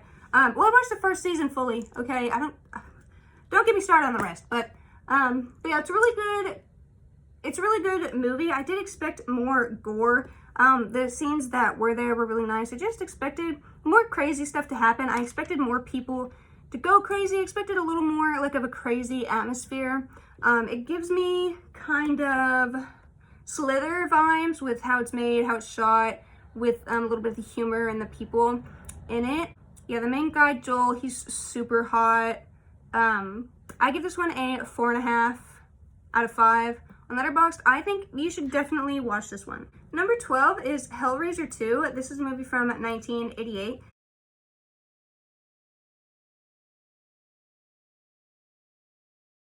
This movie was not as good as the first one, but it still was in line enough with the first one that I enjoyed it. It's definitely a better sequel than the Jeepers Creepers sequel. I have to give it that. It's much more entertaining and much more like in line with the story than the Jeepers Creepers sequel was with the Jeepers Creepers. So, I like how it has like all the characters and stuff in it. I like the story.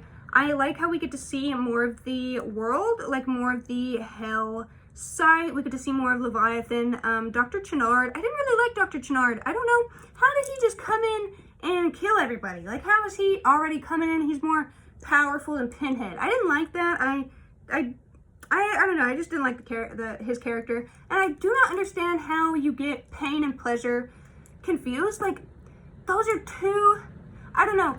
Pain, I feel I have a very like low pain tolerance. Like, you can, if a wind blows on me too hard, like it's painful. So like, I do not possibly know how anyone could ever mix up the signals of pain and pleasure. I understand if pain causes you pleasure or if pleasure causes you pain, but I don't understand how you can't tell the difference. Like, there's, I don't know, like there's, I don't know, pain hurts and pleasure feels good. Like, I don't understand how the Cenobites get them mixed up. Like, how do the Cenobites, I don't understand why they think that they're the same thing.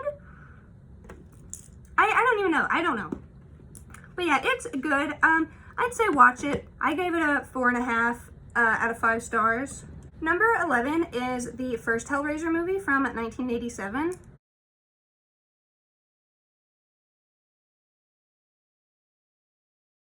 Some of the sex stuff I didn't understand. I didn't like the sex scene between Julia and Frank or whatever his name is. Sex scenes they're okay. They're just never for me in movies. So yeah, the sex scene was fine, but I could have done without it. I really liked the girl. Her relationship with her dad was okay. I think there was like one part that was weird, but I think that was when Frank, or the brother, was pretending to be her dad. I just feel really bad for her. Like, imagine your bitch stepmother coming in, this cheating whore takes your dad away. I liked seeing all the stuff, like all the goopy, wet, like the props and stuff, like the effects. I really, really liked those. Yeah, there's a lot of sexual undertones in the movie. Maybe I don't understand all the sexual undertones, but I feel bad because like it has so much potential with Hellraiser, and I feel like, I don't know, I feel like they kind of squandered it, but I honestly can see why Hellraiser isn't as much of an iconic, like, to me, he's never been as iconic as, like, Freddy or Jason, because, like, I don't know, like, he doesn't even pose that much of a threat. Like, don't tamper with this tiny little box, and then this guy won't give you pleasure and pain at the same time. I don't know. I don't know. He's just never seemed as scary to me as, like, Jason or Freddy. Like, he seems like he poses way less of a threat. But yeah, I gave this movie a 4.5 out of 5 stars. I definitely recommend the first one. The first one's great.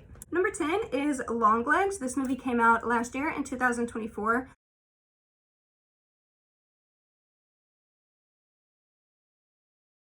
Again, this has Nicolas Cage. I love Nicolas Cage, so I love seeing him in anything. I really, really liked this movie. It kind of had some slower pacing here and there. I gave it a 5 out of 5. I give it a 4.5 out of 5 stars. There are some problems with it. I know the main actress played the girl. I've heard that she played the girl as like somebody on the spectrum. I guess that explains why she was so like, her character's so bland in the beginning. And also it's because like her brain is like locked away, like her memory and stuff. So she's like not really her. She's like a living doll. So that kind of explains it. But I just didn't like how so much of the movie was just her kind of being like a Bella Swan, kind of like you can just put anything onto her. You know, she doesn't really seem like she has any opinions of her own or anything. But she was still fun to watch, like, obviously with all that trauma and stuff. Her mom, like, I feel bad for the mom, like, of course you would do that to save your daughter. Like, of course you would hurt everyone else in the world to save your own daughter. Like, of course. Like, I understand why she did that. So I feel bad for her. Like, of course you want to keep your daughter. You know, that's a big decision. And I love the Longlegs guy. He's pretty scary and he wears all white. I just love Nicolas Cage. I like how weird the killer is. I did expect a little bit more. I will say, like, I expected it to be a little more gory or something. It is pretty slow paced. Some of the acting, like towards the end with Ruby and her parents, like, I don't know, I guess the acting, like, it's like intentional in the story because they're not like themselves, they're being kind of taken over by like a spirit or something. But I just didn't like how it was kind of like really over the top. Like it was really, I don't know, it was really it seemed like really over the top acting almost. But I do recommend it. I thought it was fun. If you like slower paced, less gory horror movies, then I think you'll like this one. Number 9 is Get Out from 2017.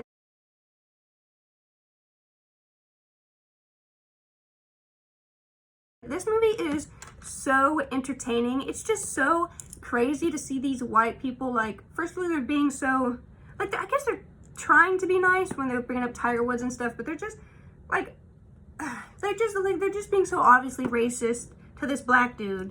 And then this whole white family, like, I don't understand, if you hate black people so much, I don't understand how they can act so nice. Like, and the girl is sleeping with the black guy, like, I don't understand how they have so much hatred, but then they're fine with, like, their daughter sleeping with him, sleeping with multiple black people, and they're fine, so they're fine with being black people, like, they're fine being black people, they're fine being in black people's bodies, they're fine taking over black people's lives, but they hate black people? Like, I don't understand. Like, they're obviously racist, but, like, it's like they, it's just crazy. Like, they hate black people, but they want to be black people. So, I don't know. And, I don't know, it seems like they specifically target black men, but there's also, like, black women, so it seems like they're just targeting everybody black to, like, put themselves, to put, like, their older people into so they could live longer. I just don't understand why they didn't pick white people. Like, then it wouldn't be racist. You know, if you were just picking white people, then it would just be murder. But no, they had to make it racist by specifically only picking black people to be their slaves. You know, they don't pick anybody else. They're just like, we only black people. So, it's just horrible. They're betting on this guy like he's livestock. Like, it's literally like they're buying a slave. Like, he's not there. The Rose, the girl, fucking bitch, how can you have so much hatred and then look in his face and, like, kiss him? I just don't understand. But yeah, they're, like, having a slave auction with bingo cards while he's in the woods with the daughter. I love that he gets out. Honestly, he gets out. He kills the whole family. They deserve it. I don't think the rest of the white people, like the rest of the white family, obviously they're not there, so they don't die, but, I mean, they'll probably get the message. Like, I guess, hopefully the whole coagula system would fall down with this family, because they're, like, the creating family of the coagula system. But, so he gets out, his brain isn't taken, and then the funny character, Rod, he's really, really funny. He saves his best friend. I like how at the end the guy, he like flashes the guy who's like hidden, so the actual guy comes out and he helps him, like he kills the girl, and then he kills himself, but he puts himself out of his misery. So that's like, it's like, I'm glad that he was able to do that. I'm glad that he didn't, like, at least one of the characters didn't have to live like being stuck in their own bodies. He put himself out of his misery and killed the white person as well. So yeah, I like the ending. I like how it's a good ending, because I know apparently it was supposed to be like a bleak ending, but just would have sucked. Like, I think after that, after saying like how, like, such a deep systematic racism, I think you need that, like, niceness at the end, honestly. Like, I think you need a nice ending after what you've seen. So yeah, and the white family's dead, and hopefully the police will come in and get the rest of the people. Hopefully any other of the black people that they've, like, sunk in, hopefully they can unsink them. Like, hopefully they can go around to the white families and, like, rescue the people. It's a really crazy premise, and it just makes you feel bad for black people. You know, it just sucks. Like, that just sucks. But it's such a great movie. I give it 5 out of 5 stars. I definitely recommend it. It's such a crazy watch. It's so crazy. It's so crazy. So, number 8 is a movie called Sleepaway Camp. This movie came out in 1983.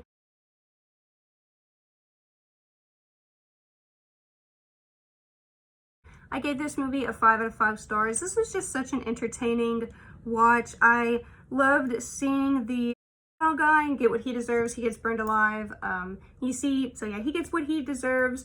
The girl, you feel so bad for her because she's just trying to live her life. She's just quiet. She's just, you know, living her life. And then I like the cousin. Like, I have cousins and that I'm really close with. Like, me and my cousins are like that. We'd stick up for each other, like, over anything. So I really like the cousin relationship. I've never been to a camp. I've never been to like some summer camp or anything like that. So it was really nice to see. Like, it kind of makes you feel like you're at camp. It was really interesting to see. I would love to go to a camp or something like that. I liked the Angela girl. I follow her on Instagram now. Felicia Rose? Felicia? I'm not sure. But yeah, I like Angela's actress. I like the girl's death where she like puts the curling iron in her pussy. That was crazy. That's a crazy death. That's horrifying. But the girl kind of deserved it. Like, she's a bitch, you know? I like the reveal, how like I don't really understand. So she was the boy that survived, obviously, but the aunt must have changed her sex because she already had a son or something. I personally believe that the aunt changed her sex. I'm not sure. I've heard people say that like the child is like transgender. I'm not sure. I personally think that the aunt forced it on the kid. But that's just because the aunt seems so crazy. Like, the aunt literally seems like out of a play or something. She's so crazy. But I definitely recommend this movie. The twist is like infamous. Like, it's an infamous twist. Everybody knows the twist. So yeah, I definitely recommend this one. I give this one 5 stars. Number 7 is a movie called Frailty from 2001.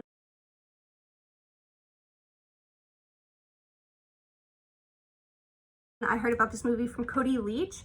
I'm not going to spoil this one. This one has like a lot of twists in it. It has Matthew McConaughey and Bill Paxton. It's a really, really interesting story about this dad with his 2 sons.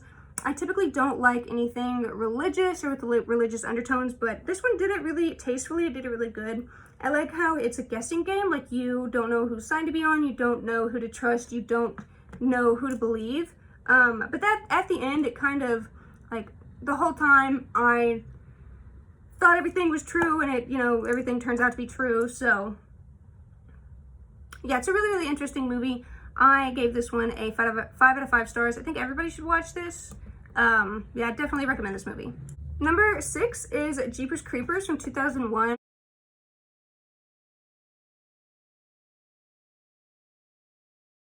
I loved Justin Long and the sister's performance in this. They really do seem like siblings.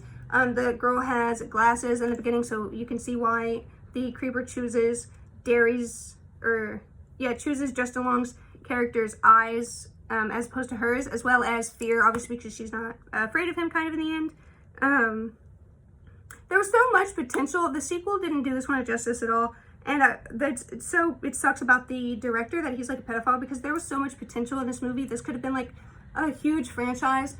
This guy could have been up there with Freddy Krueger and Pinhead and Jason, but no, they had to go, and the director had to go and ruin it, and then the sequel was terrible, and nothing else about it was good. But this first movie was so good. I loved the psychic. I feel like the psychic should have done more. She just stood there in the end. I loved seeing all the dead bodies. I don't understand how the creeper was able to keep them preserved. I guess that's like part of his power. But yeah, I definitely recommend this one. I give it a 5 out of 5 stars.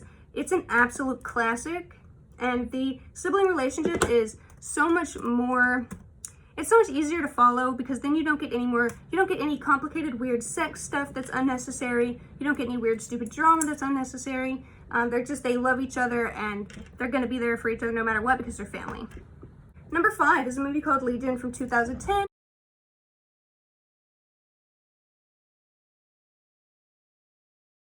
This one I kind of saw when I was little too, but I didn't really remember anything from it, so I'm counting it as the first time I watched last year.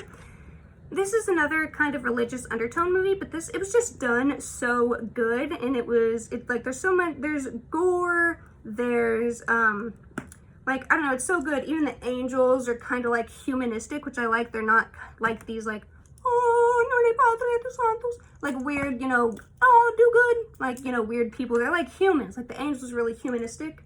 I like that he cuts his wings off, and I like that he's going against God, Like, he's standing up for what he believes in because he believes in us. He believes in God's creation, even though God is having, like, a momentary lapse in judgment where he's like, fuck this, y'all are worthless, I hate you. The angel's like, hey, like, I believe in these people, like, I think you need to give these people another chance. It's just nice to see an angel stand up for us, even though we suck and we should not exist. I think it was nice to see an angel stand up to us. And the guy who was in Abigail is in this. I always forget his name, but he plays Gabriel, and he has like these metal wings. It's a really, really cool movie, and there's also a really infamous scene with an old lady from this movie. It's a really interesting movie, and I definitely recommend it. Number 4, this is The Substance from 2024.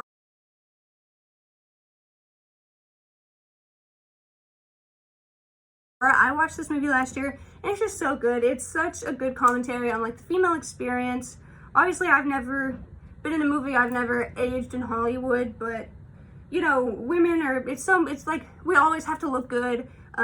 If I have no worth unless I'm sexual, like unless I have an ability to fuck, I don't have any worth because I'm a woman, like I'm useless other than that. I like the message, and I like how she's like fighting with herself the whole time, fighting with like all the internalized misogyny and stuff. I loved the visuals. The visuals are beautiful. The movie is beautiful. The colors, the apartment she lives in is beautiful. The world building is beautiful. I like how it's kind of claustrophobic at the same time while showing you a lot of the world. I just love everything about this movie. I recommend this movie 100%. It's just so fun. I think anyone will love this movie, guys, girls. I gave it a 5 out of 5 stars. I recommend this one for sure.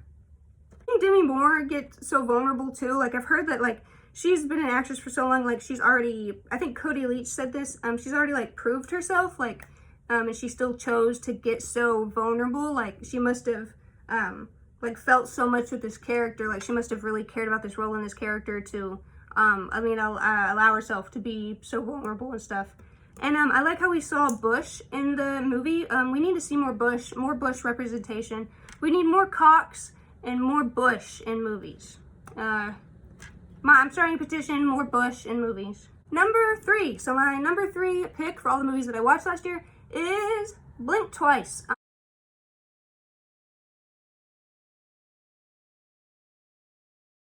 I put this one above The Substance just because this one is a little more important. Sexual assault is a little more important than looks. You know, I'd rather be ugly and treated bad for being ugly than be sexually assaulted. So yeah, this one was really, really interesting. This Zoe Kravitz made this movie, and Channing Tatum is in it.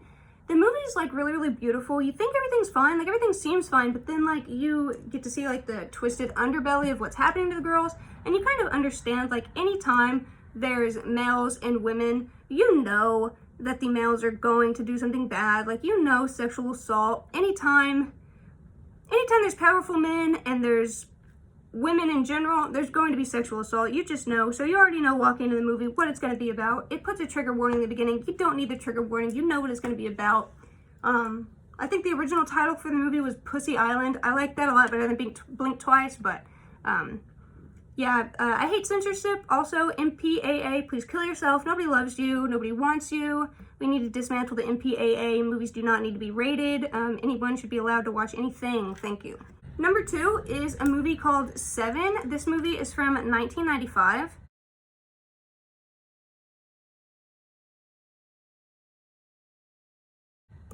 I heard a lot about this movie growing up. It's just an absolute classic. It's kind of like religious, a little bit like the religious undertones because it's using like the 7 deadly sins.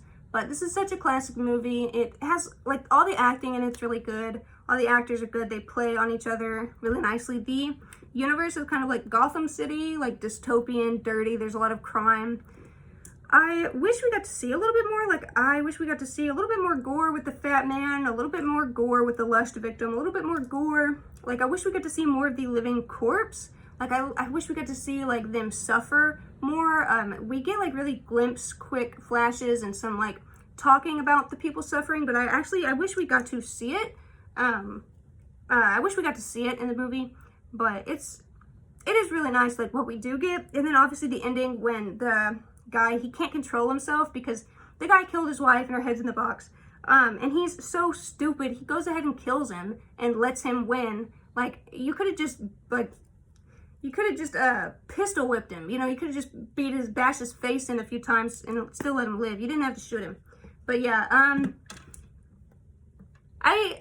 it was good that we didn't get to see her head in the box. I like the suspension, like, because now we're always left with, like, the feeling of wanting to see her head in the box. So I'm glad they left that out.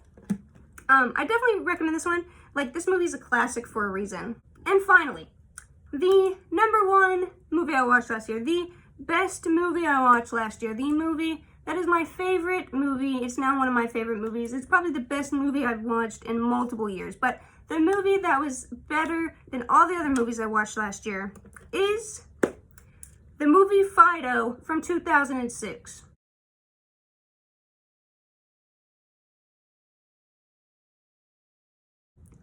This is the best zombie movie ever made. This is the best family-friendly, heartfelt comedy ever made. This is the best, child coming of age or something, like, show the child that they need love movie ever. This is the best movie ever.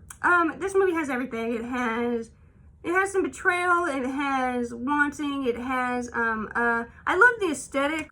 It might be in the 1950s, which isn't a good time for black people. I don't even know if there's any black people in the movie, so that sucks, but other than that, like, this society is really good. Like, when you die, you become a slave, so you don't have to work for your whole life. I have prayed, since I've watched this movie, that a weird explosion of chemicals from the stars will come and reanimate the dead. I pray that I can live my whole life not working, because when I'm dead, I'll just be a slave.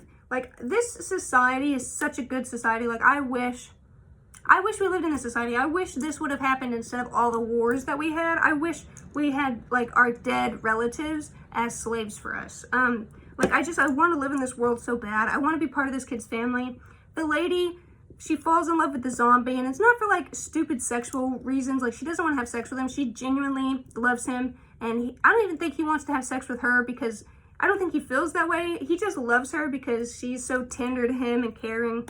I love their relationship, how it's, like, not built on sex. It's like they genuinely love each other. They genuinely love the little boy. It shows a lot about childhood and neglect. Like, the little boy desperately craves attention from his parents, but his parents just treat him like, they treat him kind of like a table, like a status symbol. They don't really treat him as their son or a human. They just want him to look good and stay out of the way for others. The mom is pretty focused on status, but I guess back then they were focused on status like that, so I guess it makes sense. And the dad's a pussy. He's such a coward. He wants to, like, be buried. He doesn't want to be a slave when he dies because he's afraid of the dead. Like, who are you? Give your kids that money. Don't save that money when you're just going to be a slave when you die. Let your kid and your wife have everything that they want. Screw you, you know? But yeah, this is just the best movie ever. I give this movie a 5 out of 5. I could watch this movie every day. I love this movie. It's the best movie ever. It's the best zombie movie ever. Fido. I want to marry Fido. Oh my god. My favorite characters are Tammy and Mr. Theophilus. It is a little problematic because, she's, I don't know, she looks like 17 or 18, and she's dead, so I don't care. But she's a beautiful zombie. She's gorgeous. She's got this really cute little outfit, a little skirt and a little blue shirt. She got a little bow in her hair. She's got beautiful pale skin with these, veins coming off her lips and dead eyes. And she's very, very helpful, and she lives with Mr. Theophilus. He's rich as hell, and he takes pretty good care of her. He's real nice to her, especially in the end. He gets her new outfits, and he's doing all the things for her. Like, he realizes he loves her more than, just a slave. But yeah, I love their relationship. I one day hope to find I hope one day to find my Mr. Theophilus to my Tammy. Which I'm pretty sure I've already got him, but yeah, so yeah, this is just the most amazing movie ever. I love the family-friendly aspect. I love the zombies. I love Tammy and Mr. Theophilus. I love the ending, and I love the world. Like, I wish this would have happened. Like, I wish this would have happened instead of us having to work every day. That sucks. I wish I could just die and be a slave and pay my debts to society when I'm dead. But yeah, that was all 69 movies I watched in 2024. I'm gonna go because I'm out of breath and I want to eat. So thank you so much for watching this video. Tell me if you like any of these movies, if you hate any of these movies. Let me know any of your opinions, like if you love these movies, if you hate these movies, what you've thought of them. If you agree or disagree with my ranking, if you think any of these movies should have been above or below, please leave in the comments. Please check out my description box, my Instagram, Snapchat, Facebook, all of that should be in the description box. Everything should be under General Cadaver or Juicebox for Vamps, the number 4. Please check out my Macari and my Depop, both in the description box. Please subscribe to this YouTube channel and like the video. Please stay tuned for more movie content, for book content, and a lot of doll content. And I'll see you in the next video. Thank you so much for watching this one. Bye!